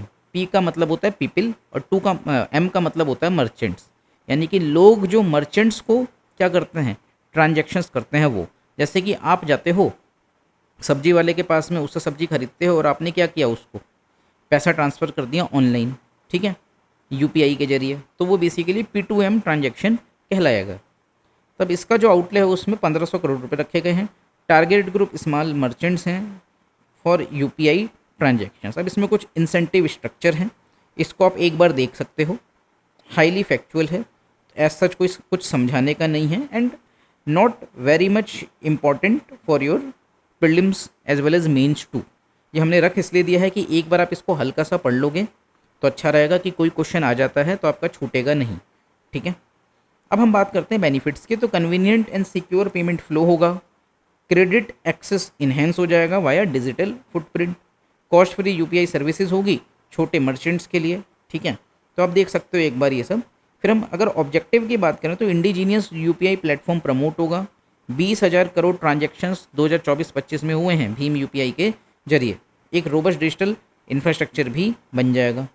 ठीक है, तो अगर हम बात करें डिजिटल पेमेंट की तो एक की पिलर होता है फाइनेंशियल इंक्लूजन का। ये शब्द बहुत इंपॉर्टेंट है, ये आप लिख सकते हो कहीं पे भी कि डिजिटल पेमेंट जो है वो एक की पिलर है इंफ्रास्ट्रक्चर फॉर फाइनेंशियल इंक्लूजन। अब हम मर्चेंट डिस्काउंट रेट की भी बात कर सकते हैं कि जब हम मर्चेंट डिस्काउंट रेट की बात करते हैं तो जनवरी 2020 से merchant discount rate mid 0 for RuPay debit cards and भीम यूपीआई। ठीक है, अगर हम हिस्टोरिकल इंसेंटिव्स की बात करें तो गवर्नमेंट ने इंट्रोड्यूस किए थे incentive schemes for RuPay and UPI to offset the merchant discount rate losses.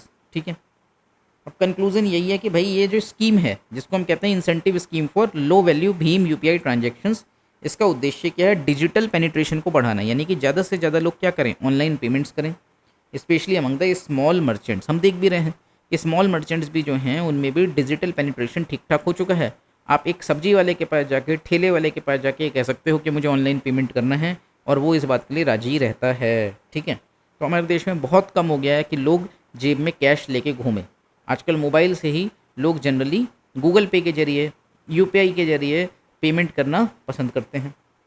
ठीक है, और एक सबूत भी हो जाता है, जैसे कि हम मान लें कि आप कहीं रहते हो रेंट पर, और पहले क्या होता था कि आपने कैश में रेंट दिया तो एक खतरा रहता था कि कई बार ओनर ये बोल सकता है कि भाई आपने मुझे रेंट दिया ही नहीं था, but now you have a proof because you have paid him और हर ऑनलाइन। ठीक है, तो बहुत सारे बेनिफिट्स होते हैं इसके। जो चोरी का खतरा पहले हुआ करता था वो भी अब काफ़ी हद तक कम हो गया है।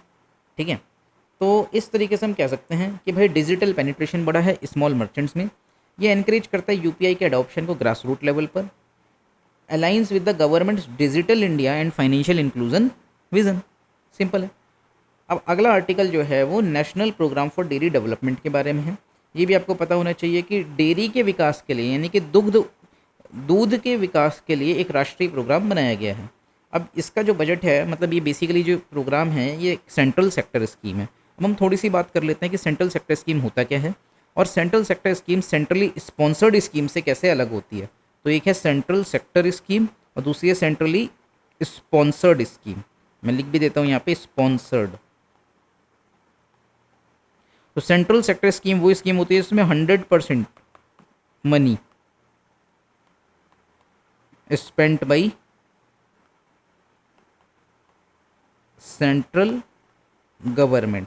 सेंट्रली स्पॉन्सर्ड स्कीम में क्या होता है, जो खर्चा होता है वो दोनों का होता है, सेंटर प्लस स्टेट। वो बात अलग है कि सेंटर का खर्चा स्टेट से ज़्यादा होता है। जैसे कि आयुष्मान भारत जो है वो एक सेंट्रली स्पॉन्सर्ड स्कीम है जिसमें सेंटर कितना खर्चा करती है 60% और स्टेट कितना खर्चा करता है 40%। तो इस तरीके से हमने सेंट्रली स्पॉन्सर्ड स्कीम और सेंट्रल सेक्टर स्कीम में डिफरेंस समझ लिया। तो जब हम national programme for dairy development की बात करते हैं, it is a central sector scheme. ठीक है। अब इसका रिवाइज बजट कितना है वो हमने देखा 1000 करोड़ का है। आउटले कितना है वो भी आप एक बार देख सकते हो। और फोकस क्या है, मॉडर्नाइजेशन पर, इंफ्रास्ट्रक्चर एक्सपेंशन पर, वैल्यू एडिशन पे, quality control in the dairy sector. ठीक है, ये इसके उद्देश्य हैं।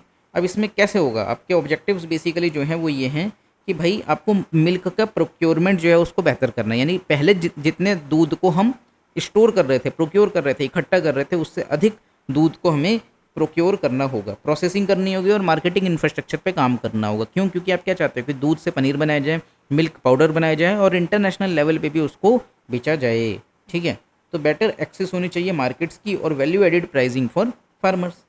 Enhance supply chain efficiency.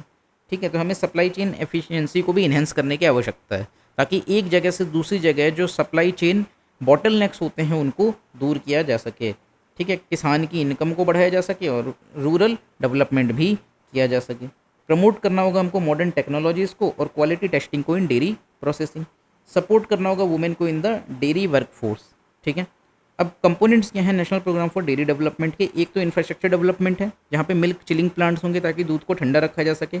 Milk testing labs और सर्टिफिकेशन सिस्टम्स होंगे। 10,000 नए विलेज डेयरी कोऑपरेटिव्स बनाए जा रहे हैं, ये बहुत बड़ी बात है। ठीक है, फोकस एरिया क्या है, नॉर्थ ईस्ट का रीजन, हिली रीजन्स और यूनियन टेरिटरीज। ठीक है, एडिशनल सपोर्ट क्या है, formation of 2 milk producer companies with grant support. Grant support मतलब उनको पैसा दान में दिया जाएगा। ठीक है, कंपोनेंट बी की अगर हम बात करें तो डेयरी बनेगी थ्रू कोऑपरेटिव्स जिसमें पार्टनरशिप जापान के साथ में और जीका यानी जापान इंटरनेशनल कोऑपरेशन एजेंसी के साथ में है। फोकस क्या होगा, सस्टेनेबल डेयरी कोऑपरेटिव डेवलपमेंट। ठीक है, टारगेट स्टेट्स भी इसमें लिखे हैं, एक बार आप देख सकते हो। इम्पैक्ट क्या है, फार्मर्स बेनिफिट होंगे कितने, 18 लाख फार्मर जो हैं उनको बेनिफिट होगा, जॉब क्रिएशन होगा, इंक्रीज़ होगा milk procurement, village level testing labs strengthen होंगी। ठीक है, बल्क मिल्क कूलर्स जो हैं उनको इंस्टॉल किया जाएगा क्योंकि भाई दूध को आपको लगातार ठंडा रखने की आवश्यकता है वरना ख़राब हो सकता है। एडवांस लैब्स को अपग्रेड किया जाएगा जैसे 169 with Fourier transform infrared milk analysers. कुछ फ्यूचर टारगेट्स होंगे जैसे 10,000 new dairy cooperative systems, 2 new milk producer companies, additionally 3.2 lakh employment opportunities. Special focus किस पे होगा, वुमेन बेनिफिशरीज पर होगा। कंटिन्यूड सपोर्ट होगा for technology adoption, quality control and cold chain infrastructure. Vision क्या है, वाइट रेवोल्यूशन 2.0 होगा। जैसे कि 1.0 जो था वो अमूल लेके आया था और उसमें बड़ा योगदान था वर्गीज़ कुरियन का। ठीक है, अब एक वाइट रेवोल्यूशन 2.0 की बात हो रही है जो इंक्लूसिवनेस लेके आएगा, टेक्नोलॉजी ड्राइवन होगा, जो टेक्नोलॉजी ड्राइवन रूरल डेवलपमेंट करेगा। इससे लाइवलीहुड सिक्योरिटी यानी कि रोजगार की सुरक्षा भी लोगों की बढ़ जाएगी।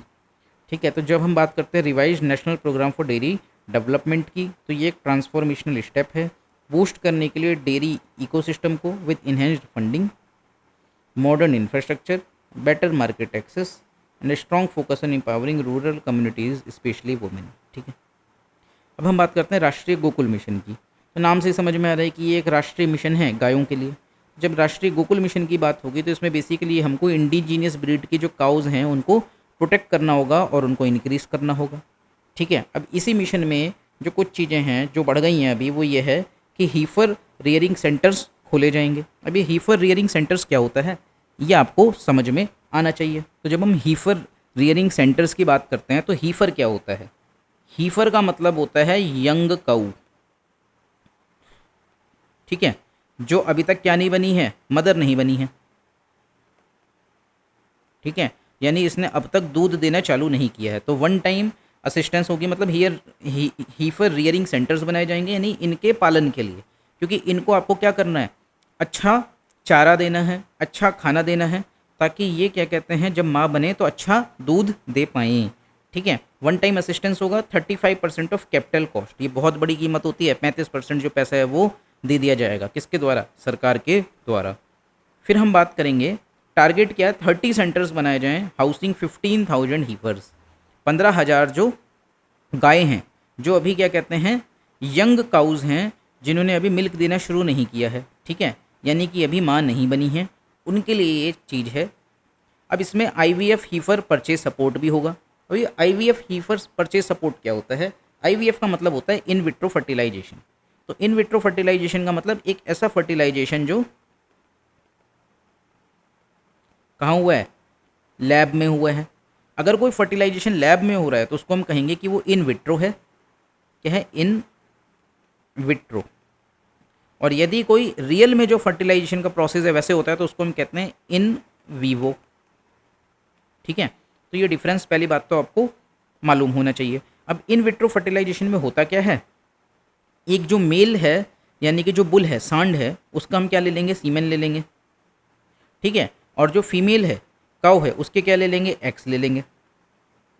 ठीक है, और उनको इस तरीके से हम क्या करेंगे, हाईली जेनेटिक जो है वो सीमेन होगा और काऊ के एग्स होंगे, और इनका फर्टिलाइजेशन हम इन विट्रो करवाएंगे। और उसके बाद में हम क्या करेंगे, जो नई काऊ पैदा होगी, मतलब जिसको हम काफ कह सकते हैं, जो बछड़ा पैदा होगा वो क्या होगा?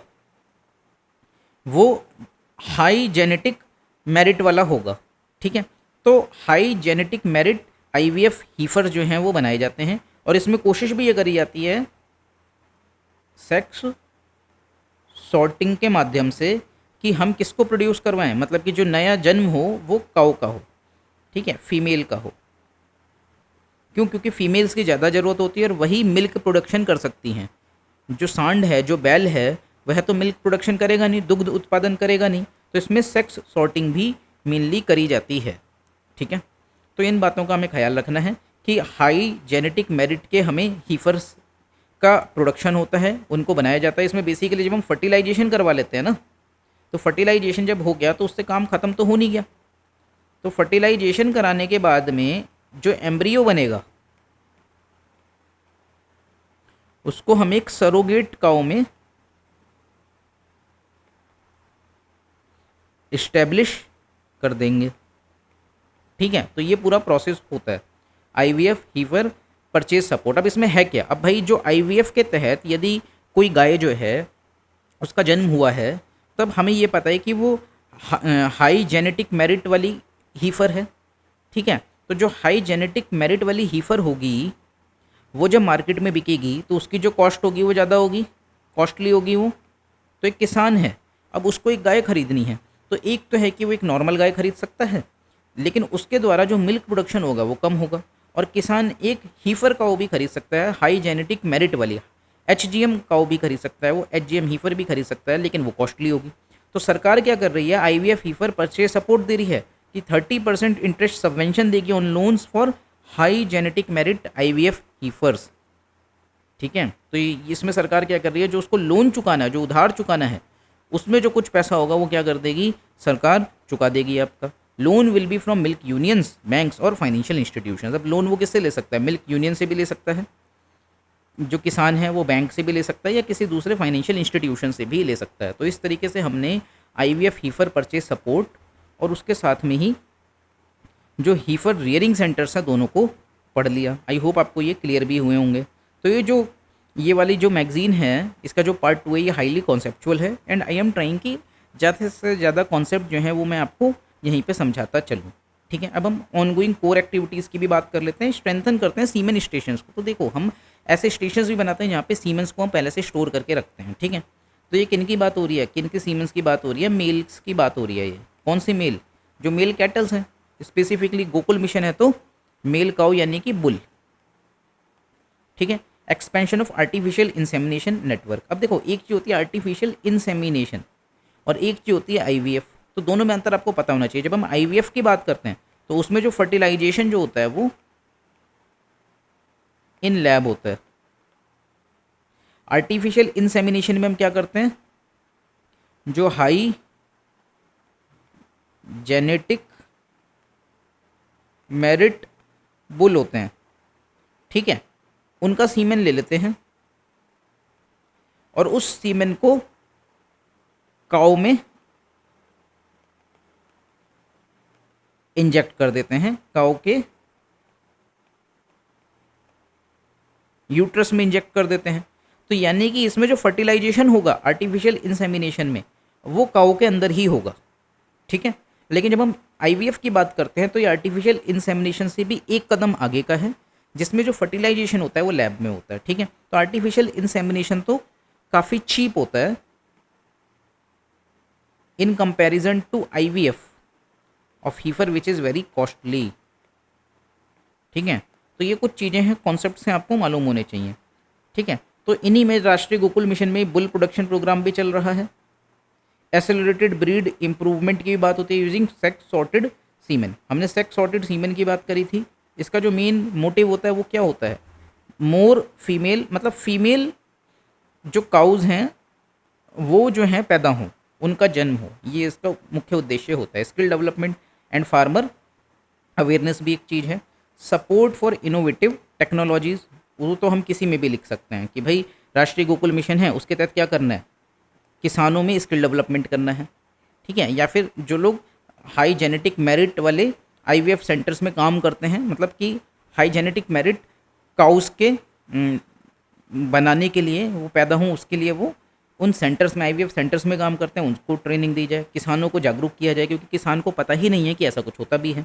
फिर सपोर्ट फॉर इनोवेटिव टेक्नोलॉजीज़, ठीक है, ये हम कहीं भी लिख सकते हैं। सेंटर ऑफ एक्सीलेंस को स्टैब्लिश करने की आवश्यकता है। स्ट्रेंथन करना होगा हमको सेंट्रल कैटल ब्रीडिंग फार्म्स को। की अचीवमेंट क्या है, मिल्क प्रोडक्शन जो है 10 सालों में 63.55% बढ़ा है। ये बहुत बड़ी चीज़ है, क्योंकि कोई कह सकता है कि भाई मिल्क प्रोडक्शन बढ़ गया तो उससे क्या होगा। देखो मिल्क प्रोडक्शन यदि बढ़ता है तो हमारे देश में जो माल न्यूट्रिशन की समस्या है वो भी दूर होगी, क्योंकि हम देखते हैं कि हमारे देश में बहुत सारे लोग अभी क्या हैं, कुपोषित हैं। ठीक है, स्टंटिंग की समस्या है देश में, उसके साथ में वेस्टिंग की समस्या है। ठीक है, तो स्टंटिंग और वेस्टिंग, स्टंटिंग क्या होता है, उम्र के अनुसार हाइट ना बढ़ना, और वेस्टिंग क्या होता है, उम्र के अनुसार वजन ना बढ़ना, है ना। तो पर कैपिटा मिल्क अवेलेबिलिटी की हम बात कर सकते हैं कि 2013-14 में 307 ग्राम पर डे था और अब बढ़ के हो चुका है 471 ग्राम पर डे। तो हम देख सकते हैं कि एक बहुत ड्रास्टिक ये चेंज हमको देखने को मिला है कि प्रोडक्टिविटी 10 सालों में काफ़ी ज़्यादा बढ़ी है और हमें उसे और ज़्यादा बढ़ाने की आवश्यकता है। ठीक है, आर्टिफिशियल इंसेमिनेशन प्रोग्राम चलाए जा रहे हैं, ये फ्री होते हैं, फ्री आर्टिफिशियल इंसेमिनेशन होता है फार्मर्स डोर स्टेप। जैसे कि अगर आप में से किसी के यहाँ पे भी गाय होगी तो आपको पता होगा कि आजकल जब हम गाय जो है वो प्रेग्नेंट होती है तो उसको आर्टिफिशियल इंसेमिनेशन के माध्यम से ही किया जाता है। ठीक है, तो अब इसमें कवरेज क्या है, 605 डिस्ट्रिक्ट्स हैं with less than 50% baseline artificial insemination. Total animals जो कवर्ड हैं वो इतने हैं, फार्मर जो बेनिफिटेड हैं वो इतने हैं। ठीक है, आप इसको एक बार हल्का सा पढ़ सकते हो, ऐसा सारा डेटा याद करने की कोशिश मत करना। फिर हम आईवीएफ एंड टेक्नोलॉजिकल इंटरवेंशंस की बात करें, आईवीएफ लैब्स जो हैं 22 हैं अक्रॉस इंडिया। ठीक है, और हाई जेनेटिक मेरिट काव्स जो बॉर्न हुए हैं वो हुए 2541। ठीक है, यानी हम ये कह सकते हैं कि अभी हम बिल्कुल इनिशियल फेज़ में हैं, लेकिन 2500 के आसपास की संख्या जो है वो बहुत कम भी नहीं है। फिर हम गऊ चिप, महिष चिप की बात कर सकते हैं। तो गऊ चिप में क्या होता है, गाय में जो चिप लगाई जाती है, महिष जो होता है ये हम कहते हैं भैंस को, यानी यहाँ पे बात किसकी हो रही है, बफेलो की हो रही है। तो गऊ चिप और महिष चिप इनको डेवलप किया गया है नेशनल डेयरी डेवलपमेंट बोर्ड के द्वारा and Indian council of agriculture research के द्वारा, ICAR NBAGR के द्वारा, ठीक है। तो ये आप हल्का सा देख सकते हो, ये जीनोमिक चिप्स होंगी फॉर इंडिजीनियस बोवाइंस, यानी कि जो देसी गायें हैं, देसी जो जानवर हैं उनके लिए। गऊ सॉर्ट भी है, ठीक है। इस तरीके के नामों को आप यदि मीन्स के आंसर में लिख के आते हो तो आपके बहुत अच्छे मार्क्स आ सकते हैं, क्योंकि ये वैल्यू एडिशन का काम करता है। ये indigenous sex sorted cement technology है बाई NDDB। अभी हमने सेक्स सॉर्टेड सीमेंट टेक्नोलॉजी को ऊपर भी समझ लिया था। इससे प्रोडक्टिविटी भी बढ़ती है और सेलेक्टिव ब्रीडिंग हम करवाते हैं। वही जो मैंने कहा था कि हमारी कोशिश ये होती है कि हम ज़्यादा से ज़्यादा क्या करें, गाय जो हैं यानी कि जो फीमेल्स हैं उनको बॉन्ड करवाएं, ठीक है। तो ये सेक्स सॉर्टिंग होती कैसे है, जैसे आपको पता होगा, एक होता है एक्स क्रोमोजोम, एक होता है वाई क्रोमोजोम, ठीक है। तो जो फीमेल होती है वो जो नेक्स्ट बर्थ होने वाली है बेबी की, उसको हमेशा एक्स क्रोमोजोम ही देती है।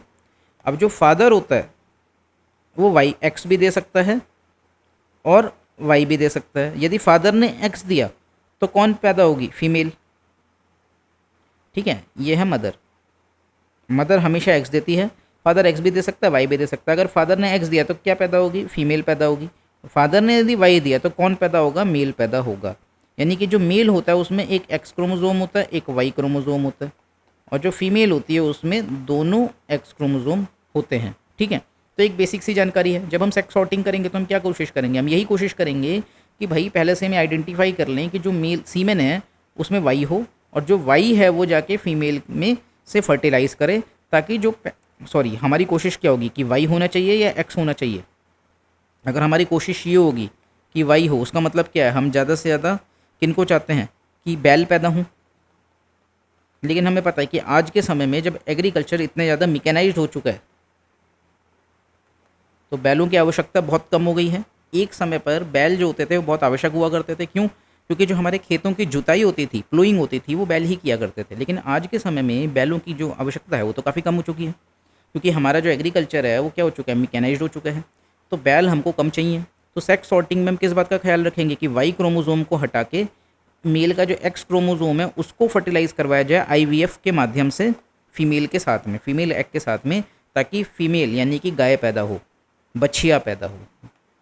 क्या कहते हैं उसको, बछिया कहते हैं, है ना, बछिया पैदा हो, ठीक है। तो इस तरीके से ये टॉपिक भी हमारा लगभग कंप्लीट हो गया है राष्ट्रीय गोकुल मिशन का। इसमें कुछ शब्द थे जो आपको पता होने चाहिए थे कि सेक्स सॉर्टिंग क्या होता है, सेक्स सॉर्टेड सीमेंट टेक्नोलॉजी क्या है, आर्टिफिशियल इंसेमिनेशन क्या है, और उसके साथ में ही IVF क्या होता है, ठीक है, वो हमने देख लिए हैं। गऊ चिप और महिष चिप भी आपको समझ में आ चुका है। इसके एक्सपेक्टेड आउटकम्स क्या होंगे? एक्सपेक्टेड आउटकम यही होगा कि भाई मिल्क प्रोडक्टिविटी बढ़ जाएगी, ठीक है, और उसके साथ में फार्मर इनकम भी बढ़ेगी, ठीक है। एम्पावरमेंट हो 8.5 करोड़ डेयरी फार्मर्स, ठीक है। और क्या चीज़ होगी जो आउटकम्स होंगे? प्रोटेक्शन होगा इंडिजीनियस कैटल ब्रीड्स का, यानी कि जो हमारी देसी गाय है उसकी जो नस्ल है उसको हम सुरक्षित रख पाएंगे। वाइड स्प्रेड यूज़ होगा साइंटिफिक ब्रीडिंग मेथड्स का, ठीक है, और हम आत्मनिर्भर टेक्नोलॉजीज़ को भी प्रमोट कर पाएंगे एनिमल जेनेटिक्स में। तो जो हम कंक्लूजन लिख सकते हैं राष्ट्रीय गोकुल मिशन का वो यही होगा कि एक जो रिवाइज्ड राष्ट्रीय गोकुल मिशन है उसने फार्मर सेंट्रिक पॉलिसीज़ जो पहले से चली आ रही थीं उनमें क्या कर दिया, कटिंग एज ब्रीडिंग टेक्नोलॉजीज़ को इंटीग्रेट कर दिया, ठीक है। यानी कि राष्ट्रीय गोकुल मिशन जो है ये एक नीति है जो किसान केंद्रित है, लेकिन यह किसान केंद्रित नीति सिर्फ किसान तक सीमित नहीं रही। इसमें हमने क्या किया, जो टेक्नोलॉजी है, जेनेटिक इंजीनियरिंग है, उसको भी मिक्स कर दिया, उसको भी इंटीग्रेट कर दिया, ठीक है। तो ये तो इसका एक कंक्लूजन हम लिख सकते हैं। दूसरा यह है कि इसका जो उद्देश्य है वो क्या है कि जो किसान को गाय दूध दे रही है उसकी जो प्रोडक्टिविटी है वो बढ़े, यानी कि एक गाय जो पहले 5 लीटर दूध देती थी अब वो क्या करे, 8 लीटर 9 लीटर दूध दे। और इसके लिए हमने क्या किया है, कटिंग एज टेक्नोलॉजी या फिर जेनेटिक इंजीनियरिंग का प्रयोग किया है। कैसे? ऊपर हमने देखा ही था, क्या नाम था उसका, IVF हीफर जो टेक्नोलॉजी है, और उसके लिए सरकार परचेज सपोर्ट भी चला रही है, ठीक है। हाई जेनेटिक मेरिट IVF हीफर जो हैं उनको क्या किया जा रहा है, क्रिएट किया जा रहा है, ठीक है। हम अगले आर्टिकल की ओर बढ़ते हैं। तो जब हम अगले आर्टिकल की बात करते हैं तो ये है न्यूज़ डाइजेस्ट, ठीक है, इसमें क्या है, ये कुछ फैक्चुअल न्यूज़ हैं जिनको हम ऊपर ऊपर से देखते चलेंगे। तो India's first indigenous semiconductor chip, तो इंडिया में पहली स्वदेशी सेमीकंडक्टर चिप जो है उसको मैन्युफैक्चर किया जा रहा है। अब उसका अनाउंसमेंट किया गया अश्विनी वैष्णव के द्वारा। ठीक है, प्लेटफॉर्म कहाँ पे इसकी घोषणा करी गई, ये ग्लोबल इन्वेस्टर समिट हुआ था, यानी कि वैश्विक स्तर का एक इन्वेस्टमेंट करने के लिए एक सम्मेलन हुआ था, शिखर सम्मेलन। ठीक है, भोपाल में हुआ था, जहाँ पे इस बात की घोषणा की गई कि भाई इंडिया अपनी एक इंडिजीनियस सेमीकंडक्टर चिप बनाने जा रहा है। इसकी सिग्निफिकेंस बहुत ज़्यादा है, क्योंकि हमें पता है कि जो फ्यूचर है, जैसे कि हमने बात भी करी थी कि इंडस्ट्री क्या आ रहा है अभी, इंडस्ट्री 4.0। तो जब हम इंडस्ट्री 4.0 की बात करते हैं तो उसमें क्या क्या चीज़ें महत्वपूर्ण हो जाती हैं। एक तो इलेक्ट्रॉनिक सेक्टर, ठीक है, एक आर्टिफिशियल इंटेलिजेंस, और इसी में हम क्या कह सकते हैं कि हमारे लिए तो जो मैन्युफैक्चरिंग सेक्टर है वो पूरा ही बहुत महत्वपूर्ण है। तो इसमें जब इलेक्ट्रॉनिक सेक्टर आ ही जाता है और उसमें भी स्पेसिफिकली सेमीकंडक्टर का हम जिक्र करते हैं, तो भारत में इंडिजीनियस सेमीकंडक्टर चिप बनना कितनी महत्वपूर्ण घटना होगी, और किस तरीके से जो हम बार बार बात करते हैं कि हमें सेल्फ रिलायंस बनना है, आत्मनिर्भर बनना है, उसकी दिशा में एक कदम होगा। ठीक है, फिर मध्य प्रदेश का जो इलेक्ट्रॉनिक सेक्टर है उसमें क्या है, न्यू इलेक्ट्रॉनिक क्लस्टर्स बनेंगे भोपाल में, जबलपुर में। एक्टिव कंपनीज कितनी हैं, 85 हैं स्टेट में। स्किलिंग इनिशिएटिव भी होगा।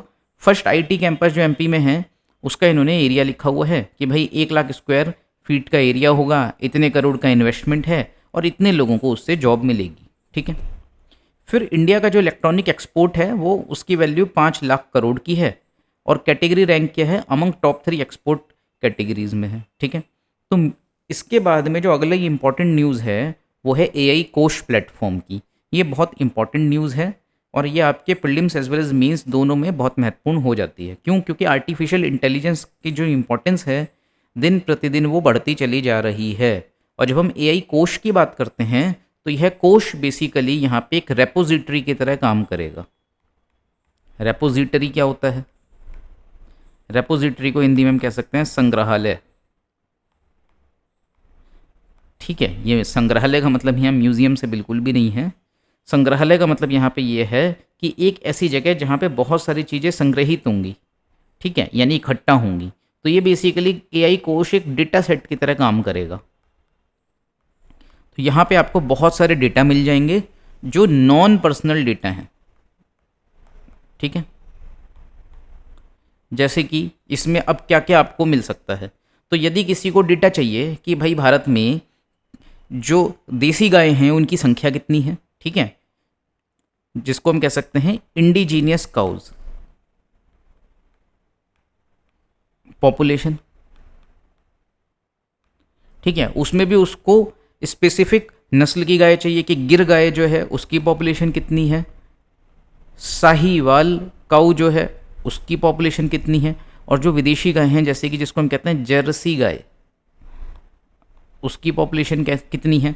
तो ये सारी इन्फॉर्मेशन वो क्या कर सकता है, यहाँ से पा सकता है।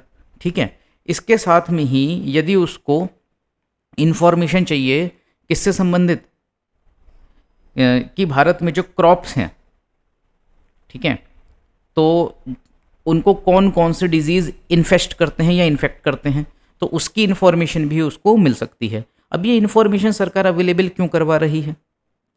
तो कोई ये कह सकता है कि क्या जो ये है एआई कोश जो है ये हमारा क्या एक गूगल सर्च इंजन जैसा है? बिल्कुल भी नहीं। यह एक डेटा सेट है, एक रेपोजिटरी है जहाँ पे आपको वो सारे आंकड़े मिल सकते हैं, डेटा सेट्स मिल सकते हैं जिनकी आपको ज़रूरत पड़ सकती है यदि आप कोई खुद से नई ऐप या नई टेक्नोलॉजी विकसित करना चाहते हो। ठीक है, जैसे मैं आपको एक एग्जांपल देता हूँ। मान लो कि आप एक ऐसी ऐप बनाना चाहते हो जिसमें कैमरे की मदद से किसान क्या करे, अपनी क्रॉप का जो इन्फेक्ट हो गई है एक फ़ोटो ले ले, ठीक है, और उस फोटो को लेने के बाद में उस ऐप के द्वारा यह बता दिया जाए कि उसकी जो क्रॉप है वो कौन से डिजीज से इन्फेस्टेड है। ठीक है, तो इसके लिए जो ऐप डेवलपर है उसको क्या चाहिए, बहुत सारा डेटा चाहिए, उसको बहुत सारे फोटोज चाहिए, उसको ये चाहिए कि भाई इंडिया में किन किन प्रकार की क्या होती हैं, डिजीजेज होती हैं जिनसे हमारे यहाँ पे फसलें जो हैं प्रभावित होती हैं, और जिस डिजीज से जब फसल प्रभावित होती है तब जो वो पत्ता होता है, ठीक है, प्लांट है, उसका जो पत्ता है या जो ट्री है उसका पत्ता यानी कि जो लीव्स हैं वो कैसे दिखती हैं, ठीक है, तो वो सारी इन्फॉर्मेशन वो कहाँ से ले सकता है, एआई कोश से ले सकता है, ठीक है। तो ये बेनिफिट होगा एआई कोश का। अब इवेंट क्या हुआ था, इंडिया एआई मिशन ने अपनी एनिवर्सरी यानी कि एक जो वर्षगांठ है उसको मनाया न्यू दिल्ली में। पर्पज़ क्या था कि हमें एआई रिसर्च को आगे बढ़ाना है, इनोवेशन को आगे बढ़ाना है और डेटा के यूसेज को सिक्योर करना है, ठीक है। तो एआई कोश प्लेटफॉर्म के फीचर्स क्या हैं, ये एक रेपोजिटरी को सिक्योर करेगा जिसमें एआई डेटा सेट्स होंगे, मॉडल्स होंगे, यूज़ केसेस होंगे, एआई सैंडबॉक्स होगा। अब बात आती है कि सैंडबॉक्स होता क्या है। तो अगर हम सैंडबॉक्स की बात करें तो बचपन में भी आप देख सकते हो, आपने अगर रेत में कभी खेला हो तो सैंड में क्या होता है, आप कुछ भी ड्रॉ कर सकते हो और फिर उसको रब कर सकते हो, है ना। तो इसी तरीके से जब हम आर्टिफिशियल इंटेलिजेंस सैंडबॉक्स की बात करते हैं तो सरकार के द्वारा एक प्लेटफॉर्म दिया जा रहा है जिसपे आप क्या कर सकते हो, you can experiment and try to develop new applications, ठीक है।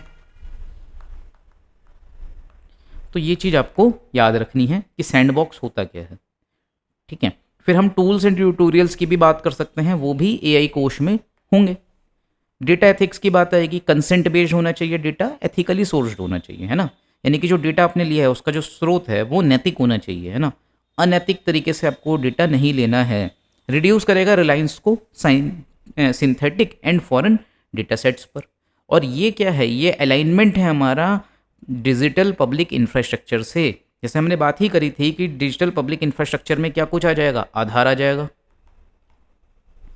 उसके साथ में क्या आ जाएगा, डिजी लॉकर आ जाएगा, ठीक है, और क्या हो जाएगा, जो यूपीआईज हम पेमेंट करते हैं, यूनिफाइड पेमेंट इंटरफेस, ये सब क्या हैं, ये डिजिटल पब्लिक इंफ्रास्ट्रक्चर के हिस्से हैं। उसी तरीके से आर्टिफिशियल इंटेलिजेंस कोश जो एक प्लेटफॉर्म होगा वह भी एक डिजिटल पब्लिक इंफ्रास्ट्रक्चर का हिस्सा हो जाएगा, ठीक है। फिर हम बात करते हैं Jaipur declaration on circular economy. तो जब हम सर्कुलर इकोनॉमी की बात करते हैं तब आपको पता ही है सर्कुलर इकोनॉमी में आप बेसिकली क्या करते हो, जो रीयूज्ड प्रोडक्ट्स होते हैं, मतलब कि जो यूज्ड प्रोडक्ट्स होते हैं, you try to reuse them, है ना। तो जिसको हम कहते हैं कि रिसाइकिल करना किसी भी चीज़ को। तो ये इवेंट जो है 12th regional 3R and circular economic forum पर हुआ। लोकेशन इसकी क्या थी, एशिया पैसिफिक रीजन। आउटकम इसका क्या था, यूनैनिमस, यानी कि सर्वसम्मति से adoption of the Jaipur declaration. अब बेसिकली नाम से ही समझ में आ रहा है कि ये एक जो डिक्लेरेशन हुआ है सर्कुलर इकोनॉमी पर हुआ है, तो इसका फोकस क्या होगा, वेस्ट मैनेजमेंट सस्टेनेबल होना चाहिए, है ना, रिसोर्स एफिशिएंसी होनी चाहिए, addressing labour and gender issues in the waste sector, ठीक है। तो इसमें ग्लोबल पार्टिसिपेशन हुआ, वो भी हम देखेंगे। इंडिया का प्रपोजल क्या था, सिटीज़ कोलिशन होना चाहिए फॉर सर्कुलरिटी, ग्लोबल अलायंस होना चाहिए for knowledge sharing and collaboration. तो इसमें ग्लोबल अलायंस में होगा क्या, अगर हम सर्कुलर इकोनॉमी के ऊपर एक आयोजन कर रहे हैं और उसमें दुनिया भर के देश पार्टिसिपेट कर रहे हैं, तो ग्लोबल अलायंस ऐसे हो सकता है कि अलग अलग देशों में, ठीक है, सस्टेनेबल क्या कह सकते हैं हम, जो सस्टेनेबल वेस्ट डिस्पोजल है उसके लिए अलग अलग टेक्निक्स हो सकती हैं या अलग अलग मेथड्स हो सकते हैं सस्टेनेबल रिसाइकलिंग के। तो अगर हम एक वैश्विक गठबंधन करते हैं और उसके माध्यम से फिर क्या होगा, नॉलेज शेयरिंग होगी और कोलैबोरेशन होगा, ठीक है। इम्प्लीमेंटेशन सपोर्ट हो सकता है भाई, पार्टनरशिप्स हो सकती हैं, टेक्नोलॉजी ट्रांसफ़र हो सकता है और इवन फाइनेंशियल मैकेनिज्म भी हो सकता है, ठीक है। बहुत सरल हैं ये पॉइंट्स, बस आपके जहन में होने चाहिए कि एग्ज़ाम में आप कुछ कुछ पॉइंट्स इनमें से लिख पाओ। जैसे कि हम क्या कह सकते हैं कि जब भी हम सर्कुलर इकोनॉमी की बात करेंगे that we should go for global alliance, हमें एक वैश्विक गठबंधन की ओर जाना चाहिए ताकि हमें क्या मिले, टेक्नोलॉजी मिले, यानी कि उनके पास में जो तकनीक है वो हमारे पास में आ जाए, यानी कि टेक्नोलॉजी का ट्रांसफ़र हो जाए। और हम क्या कर सकते हैं, कोलैबोरेशन कर सकते हैं, फाइनेंसिंग मैकेनिज्म पर बात हो सकती है और पार्टनरशिप्स हो सकती हैं, ठीक है। ये सिर्फ कीवर्ड्स हैं जो आपको अपने मेंस के आंसर में डालने होंगे, ठीक है। अब ग्लोबल पार्टिसिपेशन की अगर हम बात करें तो 24 एशिया पैसिफिक नेशंस आए थे, 200 से ज़्यादा इंटरनेशनल पार्टिसिपेंट्स आए थे। इंडिया का भी एक रोल था, leading formation of C3 invited all UN members to join. ठीक है, तो हम कह सकते हैं कि इंडिया एक लैंडमार्क प्रोग्रेस कर रहा है सेमीकंडक्टर मैन्युफैक्चरिंग में, AI रिसर्च में और सर्कुलर इकोनॉमी की लीडरशिप में। अगर गवर्नमेंट बैकिंग बहुत रोबस्ट यानी कि मजबूत रहती है तो इनोवेटिव प्लेटफॉर्म जैसे कि आर्टिफिशियल इंटेलिजेंस कोष and global collaboration on sustainability, these developments are aligned with India's broader goals of digital sovereignty. अब बात आती है कि ये डिजिटल सोवरेनिटी का जो हमारा गोल है उस पर कैसे काम करेगा। वो ऐसे काम करेगा क्योंकि जब हम AI कोष बना रहे हैं and we are talking about कि इसमें हमारा डेटा सेट होगा, तो इसका बेनिफिट क्या है कि हम अपने डेटा के लिए खुद से ही एक टूल लेके आ रहे हैं। ठीक है, तो हमें क्या नहीं करना होगा, दूसरे देशों पे निर्भर नहीं रहना पड़ेगा। किसके लिए? डेटास के लिए। ठीक है, तो हम बात करते हैं अब इकोनॉमी की, जिसमें बात आती है मेजर मैरीटाइम रिफॉर्म्स लॉन्च किए गए हैं। तो मेजर मैरीटाइम रिफॉर्म्स लॉन्च्ड की इनिशिएटिव, जब हम बात कर रहे हैं इस चीज़ की, अब हम देखते हैं one nation one port process को। ठीक है, तो one nation one port process की अगर हम बात करते हैं तो इसमें होगा क्या। तो देखो भाई, वन नेशन वन पोर्ट यानी कि पहले क्या होता था, एक पोर्ट है, हम मान लेते हैं कांडला। ठीक है, एक पोर्ट है कोलकाता का।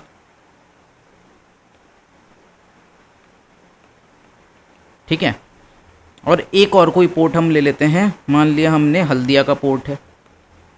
ठीक है, तो अब बेसिकली होता क्या था, हर पोर्ट के जो फॉर्म्स होते थे वो अलग अलग होते थे।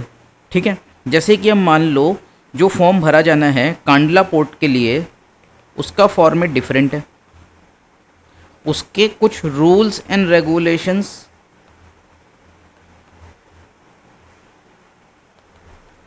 क्या हैं, डिफरेंट हैं। किससे? जब हम बात करते हैं हल्दिया पोर्ट से, इसका जो फॉर्मेट है फॉर्म का वो अलग है। ठीक है, रूल्स एंड रेगुलेशंस भी डिफरेंट हैं। तो हमें क्या देखने को मिलेगा कि एक यूनिफॉर्म स्टैंडर्ड नहीं है प्रत्येक पोर्ट के लिए। ठीक है, लेकिन जब अब one nation one port process की बात करते हैं, तब एक जो ट्रेडर है वो भले ही कांदला पोर्ट से अपने सामान को भेजे, वो हल्दिया पोर्ट से अपने सामान को एक्सपोर्ट करे, there would be a uniform procedure. ठीक है, तो इससे क्या होता है, स्टैंडर्डाइजेशन होता है, एक यूनिफॉर्म प्रोसेस आता है किस चीज़ में, ट्रेड में। ठीक है, तो one nation one port process की अगर हम बात करते हैं तो ये स्टैंडर्डाइज करता है पोर्ट के ऑपरेशंस को अक्रॉस ऑल मेजर पोर्ट्स। ठीक है, इससे एफिशिएंसी बढ़ती है, कॉस्ट कम होती है और ईज़ ऑफ डूइंग बिजनेस भी बेहतर होता है। ठीक है, तो ये चीज़ आपको याद रखनी है कि one nation one port process क्या है। अब हम बात करते हैं भारत ग्लोबल पोर्ट कंसोर्टियम की। तो ये कंसोर्टियम हुआ था, कंसोर्टियम को हिंदी में क्या कहते हैं, संगोष्ठी। ठीक है, यानी कि बेसिकली क्या हुआ था, एक कॉन्फ्रेंस ही हुई थी, कॉन्फ्रेंस टाइप ही। ठीक है, ये एक स्ट्रेटेजिक इनिशिएटिव है भारत का टू स्ट्रेंथन सप्लाई चेन, ताकि हम अपनी सप्लाई चेन को बेहतर कर सकें, मेक इन इंडिया एक्सपोर्ट्स को प्रमोट कर सकें और ग्लोबल ट्रेड रेजिलियंस को बढ़ा सकें। ठीक है, इसके साथ में ही एक मैत्री प्लेटफॉर्म भी आया है। अब मैत्री प्लेटफॉर्म क्या होता है उसको भी हम समझ लेते हैं। तो पहली बात तो मैत्री की फुल फॉर्म क्या है। पहली बात तो मैत्री क्या है, एक एप्लीकेशन है, यानी कि बेसिकली एक ऐप है, शॉर्ट फॉर्म में बोलें तो।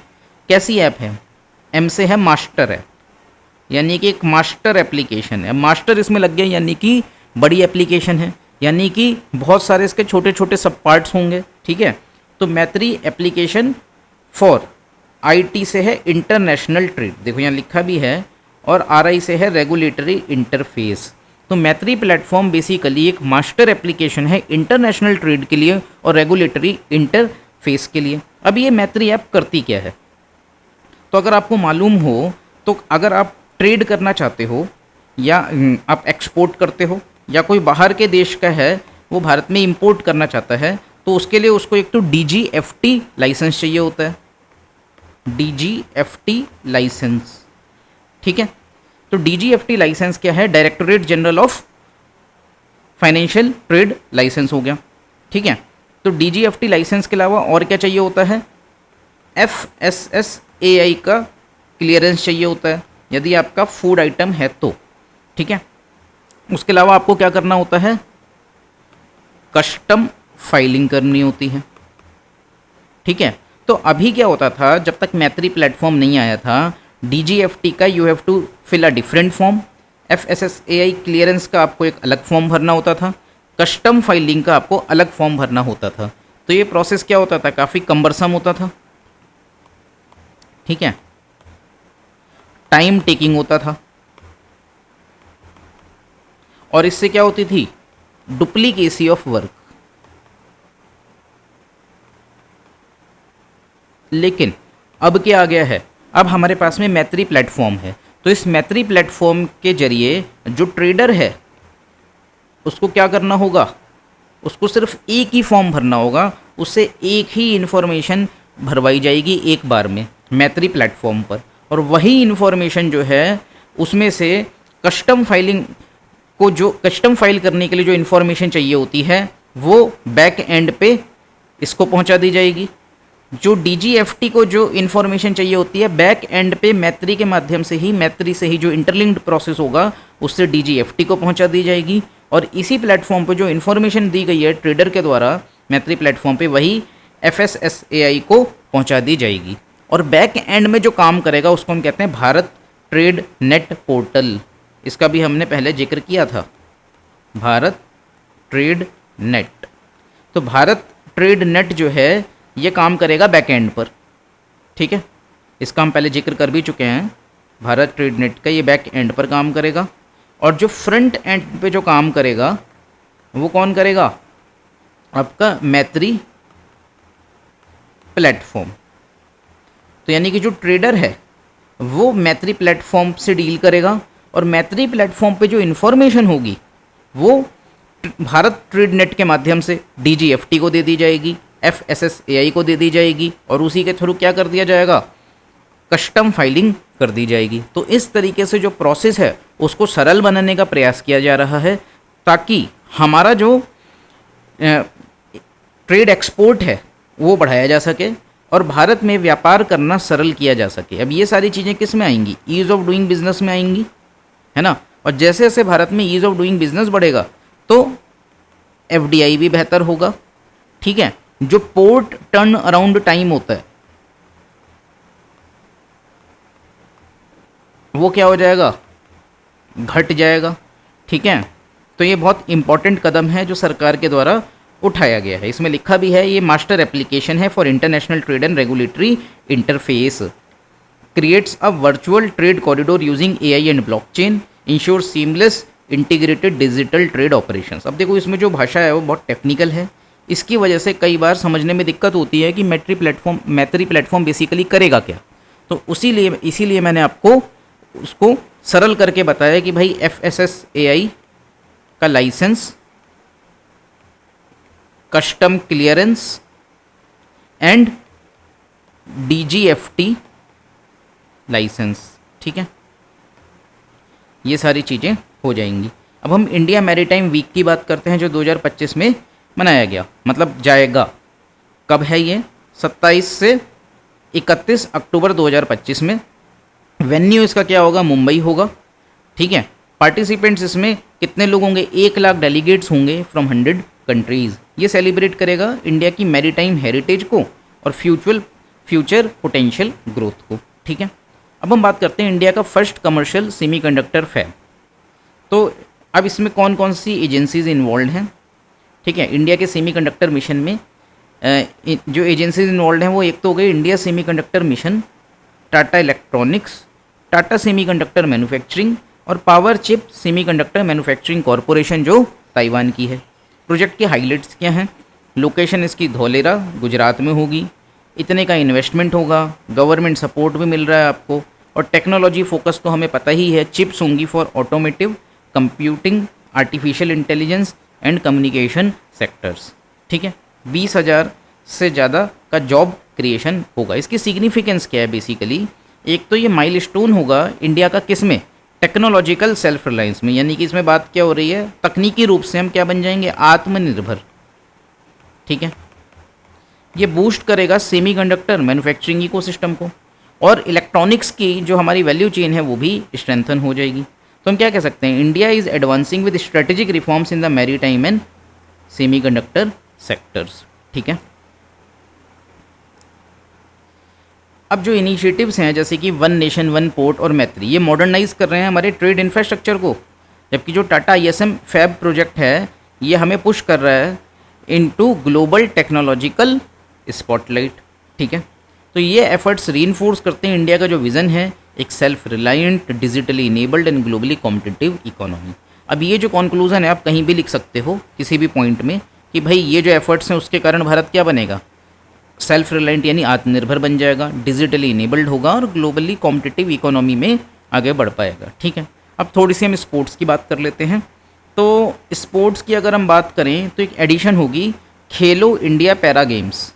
पैरा कौन लोग होते हैं, पैरा वो लोग होते हैं जो डिसेबल्ड होते हैं, जनरली फिजिकली डिसेबल्ड जो लोग होते हैं उनके लिए हम पैरा शब्द का प्रयोग करते हैं। ठीक है, तो यहाँ पे क्या है, पार्टिसिपेंट्स और इवेंट्स क्या होंगे, टोटल एथलीट्स होंगे 1230 पैरा एथलीट्स होंगे। डिसिप्लिन क्या है, 6 मेजर स्पोर्ट्स होंगे। पार्टिसिपेशन जो है वो इंक्लूड करता है पेरिस 2024 के पैरालंपिक मेडलिस्ट को, 2022 के एशियन पैरा गेम्स चैम्पियंस को। ठीक है, अब ये नोटेबल एथलीट्स हैं, इनके आप नाम देख सकते हो और जो वेन्यू है वो भी आप एक बार देख सकते हो कि क्या है। अब बात ये आती है कि सरकार पैरा एथलीट्स पे जो फोकस कर रही है उसका उद्देश्य क्या है कि जो पैरा स्पोर्ट्स डेवलपमेंट है उसको हम सपोर्ट कर पाएँ। ठीक है, ये हमारा एक तो गोल होगा, फोकस होगा, और क्या होगा, इंडिया का जो इमर्जिंग टैलेंट है पैरा एथलीट्स का उसको भी हम आगे बढ़ाएं। ठीक है, doctor Mandaviya expressed confidence in exceptional performances. अगर हम इस तरीके से पैरा एथलीट्स को प्रमोट करते हैं तो बेसिकली हम क्या कर रहे हैं, इंक्लूसिविटी को बढ़ा रहे हैं, है ना। तो इससे इंक्लूसिविटी प्रमोट होती है, एक्सीलेंस भी प्रमोट होती है, किसमें, स्पोर्ट्स में। इसमें स्ट्रेंथन होता है इंडिया की position the international para sports, और एनकरेज होते हैं young para athletes across the nation. ठीक है, फिर हम अपने लास्ट आर्टिकल पे आते हैं जो ट्राइबल कल्चर और सोसाइटी से रिलेटेड है। तो अगर हम बात करें ट्राइबल कल्चर एंड सोसाइटी की, तो सबसे पहले तो importance and resilience of tribal customary laws. तो कस्टमरी लॉज क्या होते हैं, जो कस्टम्स हैं ट्राइबल्स के उन्हीं को कानूनी रूप से मान्यता दे देना। ठीक है, क्योंकि हर ट्राइबल कम्युनिटी के अपनी कुछ परंपराएं होती हैं और उनका सम्मान करते हुए हमारा संविधान ये अधिकार देता है कि जनरली सिविल मैटर्स में जो ट्राइबल्स हैं वे अपने कस्टमरी लॉज को क्या कर सकते हैं, मान सकते हैं। ठीक है, तो अगर हम बात करें ट्राइबल कस्टमरी लॉज की, they are intrinsic to tribal identity. ठीक है, ये बहुत महत्वपूर्ण होते हैं ट्राइबल आइडेंटिटी के लिए। एक मल्टी कल्चरल सोसाइटी में tribal laws and institutions have survived and adapted. Tribal laws जो हैं और उनके जो संस्थान हैं उन्होंने सर्वाइव भी किया है और समय के अनुसार अडेप्ट किया है, यानी अपने आप में थोड़े बहुत बदलाव भी लाए हैं। ठीक है, need to view them as integrated whole specially concerning gender sensitivity. ठीक है, ट्राइबल पंचायत काउंसिल्स एक्टिव हैं और उनको हमें और ज़्यादा स्ट्रेंथन करने की आवश्यकता है। ठीक है, तो कॉलोनियल पीरियड में क्या क्या डेवलपमेंट हुए थे, एक तो उस टाइम पे ट्राइबल लॉज के कोडिफिकेशन का प्रयास हुआ था, लेकिन वो फ्रेगमेंटेड था। ठीक है, यानी कि बिखरा बिखरा सा था, यानी कि ठीक से ट्राइबल लॉज का क्या नहीं हो पाया, कोडिफिकेशन नहीं हो पाया ड्यूरिंग द कॉलोनियल टाइम, यानी कि अंग्रेजों के समय। फोकस मेनली सिविल लॉज पर था और ट्राइबल के जो व्यूज़ थे क्रिमिनल लॉज पे उनको इग्नोर किया गया। अभी हम आगे देखेंगे भी कि किस तरीके से ट्राइबल कम्युनिटी है जो यहाँ पे दिया हुआ है, वो है कि उन लोगों का जो जैसे कि हम कहें चोरी है, थेफ्ट है या फिर मर्डर है, इन चीज़ों को एक बड़ा क्राइम नहीं माना जाता है ट्राइबल कम्युनिटी में। ठीक है, फोकस मेनली सिविल लॉज पे था, ट्राइबल जो व्यूज़ थे क्रिमिनल लॉज पे उनको इग्नोर किया गया। इंडियन पेनल कोड जब आता है, यानी कि भारतीय दंड संहिता जब आई, उसने सुपरसीड कर दिया ट्राइबल क्रिमिनल प्रैक्टिसेस को। तो जब हम बात करते हैं ना कि हम ट्राइबल कस्टमरी लॉज ने सर्वाइव किया है, अडेप्ट किया है, so basically we are talking about the civil laws. ठीक है, क्योंकि ट्राइबल्स पे भी जो क्रिमिनल लॉज चलते हैं वो भारत वाले ही, भारत में जो और जगह चलते हैं वही चलते हैं। ठीक है, जैसे इंडियन पेनल कोड, और अब क्या चलेगा, भारतीय न्याय संहिता, है ना। Kashmiri land rights extracted for land revenue system, तो ये हम बात कर रहे हैं अंग्रेजों के टाइम क्या हो रहा था, ठीक है। Forest rights included in forest manuals but holistic rights over land forest water often ignored. हमें पता ही है कि एक कानून आया था जिसको हम क्या कहते हैं, इंडियन फॉरेस्ट एक्ट 1927, और ये इंडियन फॉरेस्ट एक्ट जो 1927 का था, इसको हम कह सकते हैं it was a draconian act, जिसने बहुत ज़्यादा परसिक्यूशन किया किनका, ट्राइबल्स का, ठीक है। और उसके बाद में 2006 का जो फॉरेस्ट राइट एक्ट आया है, उसने पहली बार जो ट्राइबल्स हैं और जो अदर ड्वेलिंग, जो वहाँ पे रहने वाले लोग हैं, ठीक है, अदर ड्वेलर्स हैं, अदर फॉरेस्ट ड्वेलर्स जिनको हम कहते हैं OFDs, उनको अधिकार दिए, ठीक है। तो ये हमें बात पता होनी चाहिए कि कॉलोनियल टाइम्स में जो ट्राइबल्स हैं उनका भी अच्छा खासा एक्सप्लॉयटेशन किया गया, किनके द्वारा, ब्रिटिशर्स के द्वारा, ठीक है। वो यहाँ लिखा भी है कि उनके जो राइट्स हैं उनको इग्नोर किया गया। अब कॉलोनियल एथनोग्राफिक रिकॉर्ड्स क्या कहते हैं, admins documented tribal laws on justice, land, marriage, family etcetera, ठीक है।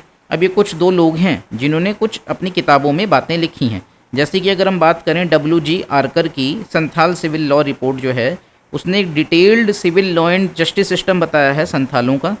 Law seen as tribal principles accepted and applied, Santhal society equality for servants, Santhal first servant letter, लेकिन वीमेन को कोई प्रॉपर्टी राइट नहीं थे। Unique features, no issue of illegitimacy, ठीक है। Colonial policy क्या थी towards tribal law, recognise tribal chiefs, उन्होंने ट्राइबल चीफ्स को रिकॉग्नाइज किया। Integrated civil and revenue functions in scheduled areas, focus on governance by persons not systems, ठीक है। Recognise किया लीनियज बेस्ड लैंड राइट्स को, minimal revenue, traditional forest rights, यानी कि जो लीनियज बेस्ड मतलब कि जो परंपरा के रूप से चले आते हैं कि पहले फादर और उसके बाद में सन, उसको क्या होता जाएगा, जो लैंड है वो ट्रांसफ़र होती जाती है, वही चीज़ उन्होंने एक तरीके से क्या करी, स्वीकार कर ली। पोस्ट इंडिपेंडेंस रिकॉग्निशन में क्या हुआ, इंडियन कॉन्स्टिट्यूशन ने स्पेशल प्रोटेक्शन दिया उनको, लैंड राइट्स दिए, कस्टम्स दिए और गवर्नेंस स्ट्रक्चर्स दिया। जैसे कि हम बात कर सकते हैं 5th शेड्यूल की और 6th शेड्यूल की, है ना। Plans for codification of tribal laws via tribal research institutions, tribal research institutions बनाए गए और उनसे कहा गया कि भाई यही प्लान बनाएंगे किसके लिए, ट्राइबल लॉज के कोडिफिकेशन के लिए, ठीक है। पायनियर किया पोस्ट इंडिपेंडेंस वर्क में, लॉ रिसर्च इंस्टीट्यूट बना गुवाहाटी हाई कोर्ट का, और इसने रिसर्च करी ट्राइबल लॉज पर in north east region. 12 major reports आई जिसमें शादी, दहेज, प्रॉपर्टी इनहेरिटेंस, जस्टिस सिस्टम, इन सबको कवर किया गया, ठीक है। अब कुछ ट्राइब्स हैं जो किस रीजन में कौन सी ट्राइब पाई जाती है वो आपको मालूम होना चाहिए, जैसे कि मेघालय में गारो, वांचो ट्राइब अरुणाचल प्रदेश में, ये आप याद कर सकते हो, ये थोड़ा सा नया होगा आपके लिए, है ना। आओ जो है ये नागालैंड में है, पति राभा ये आसाम में है, और मणिपुर में तंगखुल, ठीक है। Indian law institute new Delhi, उसने कॉम्प्रिहेंसिव स्टडी करी खासी एंड गारो कस्टमरी लॉज के ऊपर मेघालय में। 19 chapter work covering laws, institutions, gender rights, inheritance and succession. Post colonial period में क्या चला, ग्रेजुअल एसिमुलेशन हुआ इन ट्राइबल लॉज का इनटू इंडियन लीगल सिस्टम, जैसे कि इंडियन पेनल कोड में, CRPC में, ठीक है, और सिविल कोड में। सिंगल लाइन एडमिनिस्ट्रेशन का ब्रेकडाउन हुआ, जैसे सेपरेशन हुआ सिविल, रेवेन्यू और जुडिशियल फंक्शंस का, ठीक है। Increased pressure due to the non tribal influx, influx का मतलब होता है उनका वहाँ पे जाना, माइग्रेट कर जाना, ठीक है। तो उनके नॉन ट्राइबल जो यहाँ पे इन्फ्लक्स हो गए, यहाँ पे आ गए, उसके कारण क्या हुआ, प्रेशर बढ़ा किस चीज़ का, कि भाई जो इनका कानून है उसको इंडियन लीगल सिस्टम के साथ में एसिमुलेट किया जाए, ठीक है। Rise in tribal resistance movements, ऐसा भी हुआ। कंटेम्प्रेरी सिचुएशन क्या है, ट्राइबल काउंसिल्स हैं जो अभी भी सिविल और सोशल मैटर्स को देखती हैं। Lok Adalat, people's court and grass root systems भी ग्रो कर रहे हैं। एक आवश्यकता है कि हम कोडिफाई करें ट्राइबल लॉज को और उनको इंटीग्रेट करें विद लोकल जस्टिस मैकेनिज्म, ठीक है। तो हम यही पढ़ रहे हैं कि कहाँ कौन कौन सी स्टडी हुई, जैसे हमने एक तो पढ़ी थी लॉ रिसर्च इंस्टीट्यूट की स्टडी, फिर हमने पढ़ी किसकी study, Indian law institute new Delhi की स्टडी, अब एक एंथ्रोपोलॉजिकल सर्वे ऑफ इंडिया है 1976-77 का, उसने सर्वे किया ट्राइबल मूवमेंट्स को, इकोनॉमीज़ को और कस्टमरी लॉज को, ठीक है। और उसने एक फाउंडेशनल नॉलेज बनाई फॉर पॉलिसी एंड रिसर्च। एक ASI का कस्टमरी लॉ सर्वे हुआ। ऑब्जेक्टिव क्या था? Study of tribal movements, economy and customary laws, ठीक है। कवरेज क्या था? 70 ट्राइब्स के आसपास पे स्टडी हुई। फोकस एरिया क्या था? सॉलिडेरिटी, उनकी एकजुटता, डिस्प्यूट को वो कैसे रिजॉल्व करते हैं, family system, marriage system and impact of state laws, ठीक है। फिर tribes studied by economy type, ये सब आप देख सकते हो कि कैसे कैसे हुआ है। तो की फीचर्स क्या होते हैं ट्राइबल कश्मीरी लॉज के? ये उबिक्विटस होते हैं, प्रेजेंट होते हैं अक्रॉस ऑल ट्राइब्स, रेजिलियंट भी हैं, ये अडेप्टेबल भी हैं, ठीक है, सर्वाइव कर जाते हैं इवन अमंग फ्रेजाइल ग्रुप्स। इनका सेंट्रल इंस्टीट्यूशन अगर हम बात करें तो एक ट्राइबल चीफ होता है, और ये जो हैं ये स्ट्रॉन्गेस्ट है नॉर्थ ईस्ट इंडिया में। चीफ ही कस्टोडियन होता है लॉ का और रिसोर्सेज का, और यही इंटरमीडिएरी होता है किसके साथ में? स्टेट के साथ में, यानी स्टेट के साथ में ट्राइबल्स की ओर से यही व्यक्ति बात करता है, ठीक है। अब हम देखते हैं कि किस तरीके से को एग्जिस्टेंस भी हो रहा है ट्राइबल्स का स्टेट इंस्टीट्यूशंस के साथ में। जैसे स्टेचुटरी ग्राम पंचायत हैं, न्याय पंचायत भी बन रही हैं, इम्प्लीमेंट हो रही हैं ये एक्सेप्ट नॉर्थ ईस्ट, ठीक है। Example Manipur headman is equal to ex officio gram panchayat chairman, ठीक है। डुअल सिस्टम चल रहा है, ट्राइबल काउंसिल्स भी हैं और साथ में पंचायत भी हैं, और लोग जो हैं इनके डिस्टिंक्शन यानी अंतर को समझते भी हैं, ठीक है। तो अगर हम बात करें नेचर ऑफ ट्राइबल लॉज की, तो ये रिलेटेड है मैरिज से, किनशिप से, इनहेरिटेंस से, विचक्राफ्ट से। जेंडर नॉर्म्स होते हैं, यानी कि मोस्टली जो ये कानून हैं ये मेल डोमिनेटेड हैं। फ्यू राइट्स हैं डॉटर्स और वाइफ्स के लिए। स्टेट लॉज जो हैं इनको इंक्रोच कर रहे हैं स्पेशली इनहेरिटेंस के मैटर्स में, क्योंकि हमने अभी ऊपर पढ़ा भी है कि भाई जो वाइफ्स हैं या जो डॉटर्स हैं उनको मेनली इनहेरिटेंस राइट्स नहीं मिलते हैं, तो इसी वजह से स्टेट इंक्रोच करेगा और उनको इनहेरिटेंस यानी उत्तराधिकार के अधिकार दिलवाएगा, ठीक है। फिर कॉन्सेप्ट अगर हम प्रॉपर्टी की बात करें तो ये बहुत वीक है हंटर गैदरर ट्राइब्स में, ठीक है। और निकोबारीज जो हैं ये इवॉल्व हो रहे हैं इनमें प्राइवेट प्रॉपर्टी का कॉन्सेप्ट, जबकि इरूला ने भी अभी शुरुआत करी है कि हमें लैंड टाइटल्स को डिमांड करना चाहिए। अब फोर्सेस ऑफ चेंज हैं, तो अगर हम बात करें तो रिलीजन हिंदुइज्म में भी आ रहे हैं कई सारे ट्राइब, जैसे कि ब्रह्म मूवमेंट का प्रभाव पड़ रहा है, ठीक है। बोडो कचारी में क्रिश्चियनिटी, जैसे कि मिज़ोरम में और निकोबारीज में किनशिप शिफ्ट भी हो रहा है। राभा में मैट्रिलिनी से ये लोग पेट्रिलिनी की ओर बढ़ रहे हैं। ये राभा ट्राइब अभी हमने पढ़ी थी, कहाँ पर है ये? आसाम में है, ठीक है। Women's land rights, erosion of matrilineal inheritance, increasing male control, ठीक है। अब स्टेटस क्या ट्राइबल वुमेन के? ट्रेडिशनली उनको प्रॉपर्टी राइट्स नहीं थे, केवल मेंटेनेंस मिलता था। अब कुछ चेंज भी हमें देखने को मिले हैं, ठीक है। तो आप देख सकते हो कि कौन कौन से ये चेंजेस आए हैं, उसके कुछ ये इन्होंने एग्जाम्पल भी दिए हुए हैं कि Dhurwa, middle India, no inheritance to daughters, किन ट्राइब्स में क्या है। आप एक बार सिर्फ अपने रेफरेंस के लिए पढ़ सकते हो, एज सच आपको बहुत ज़्यादा टाइम इस पर नहीं लगाना है कि एक एक पॉइंट को आप याद करो, ठीक है। फिर वुमेन्स राइट्स कंटेम्प्रेरी डेवलपमेंट किए हैं, कोर्ट केसेस हुए हैं छोटा नागपुर में, हो ट्राइब सुप्रीम कोर्ट में पिटीशन डाली गई है। पीएम की स्पीच आई थी 1987 में ही, जिसमें उन्होंने हाईलाइट किया था कि जो मिज़ो ट्राइब है उसमें वुमेन्स राइट की एब्सेंस है, महिलाओं को अधिकार नहीं मिलते हैं, तो वो सब आप बात कर सकते हो, ठीक है। जो ट्राइबल वुमेन हैं और जो NGOs हैं वो किस तरीके से लीगल रिफॉर्म्स के लिए पुश कर रहे हैं उसकी बात हो सकती है। फिर हम बात कर सकते हैं कस्टमरी लॉज और एनवायरनमेंट की। तो भाई ट्राइबल्स की अगर हम बात करते हैं तो ट्रेडिशनल कंजर्वेशन करते हैं लैंड का, वाटर का, फॉरेस्ट का, ठीक है। एम्फेसिस होता है tribal world view on resource management, relevance in environmental and indigenous movements. अगर आपको ये चीज़ें समझनी है तो उसके लिए एक वेब सीरीज़ है नेटफ्लिक्स पे, काला पानी, आप वो देख सकते हो। तो उसमें जो ट्राइबल कल्चर है या जो ट्राइब्स हैं वो किस तरीके से क्या करती हैं, एक को एग्जिस्टेंस में रहते हैं नेचर के साथ में।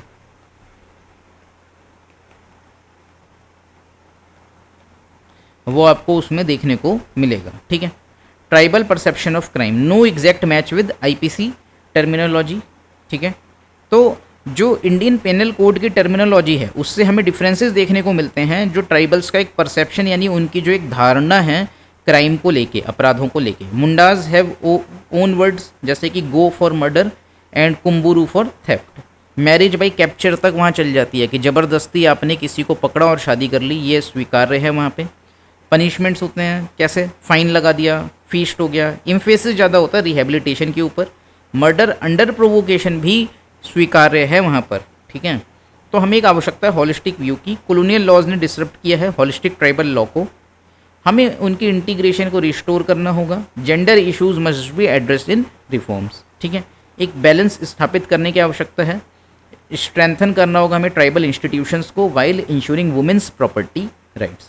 तो कंक्लूजन यही है कि जो कस्टमरी लॉ हैं वो सेंट्रल होते हैं to tribal identity. Dual legal systems must coexist sensibly. अब ये डुअल लीगल सिस्टम कौन से हैं? एक तो जो कस्टमरी लॉ वाला सिस्टम उनका चल रहा है, और भारत सरकार के जो अपने कानून हैं वो उनको को एग्जिस्ट करना चाहिए सेंसिबली, यानी कि समझदारी के साथ में, ठीक है। Women's right require inclusive community led reform. यदि आप वुमेन राइट्स महिला अधिकार लेके आना चाहते हो तो उसमें आपको क्या करना होगा, वो कम्युनिटी लेड होने चाहिए, यानी कि जो समाज है उनका खुद कहे कि हमें इन सुधारों को लेकर आना है। Tribal councils need legal empowerment and gender sensitivity, ठीक है। तो इस तरीके से हमारी जो योजना की मैगजीन है अप्रैल वाली वो कंप्लीट हो गई है, ठीक है। ये हमारा पार्ट 2 था अप्रैल का। आई होप आपको चीज़ें क्लियर हुई होंगी। कोई भी यदि आपका डाउट है तो आप कमेंट बॉक्स में पूछ सकते हो, ठीक है।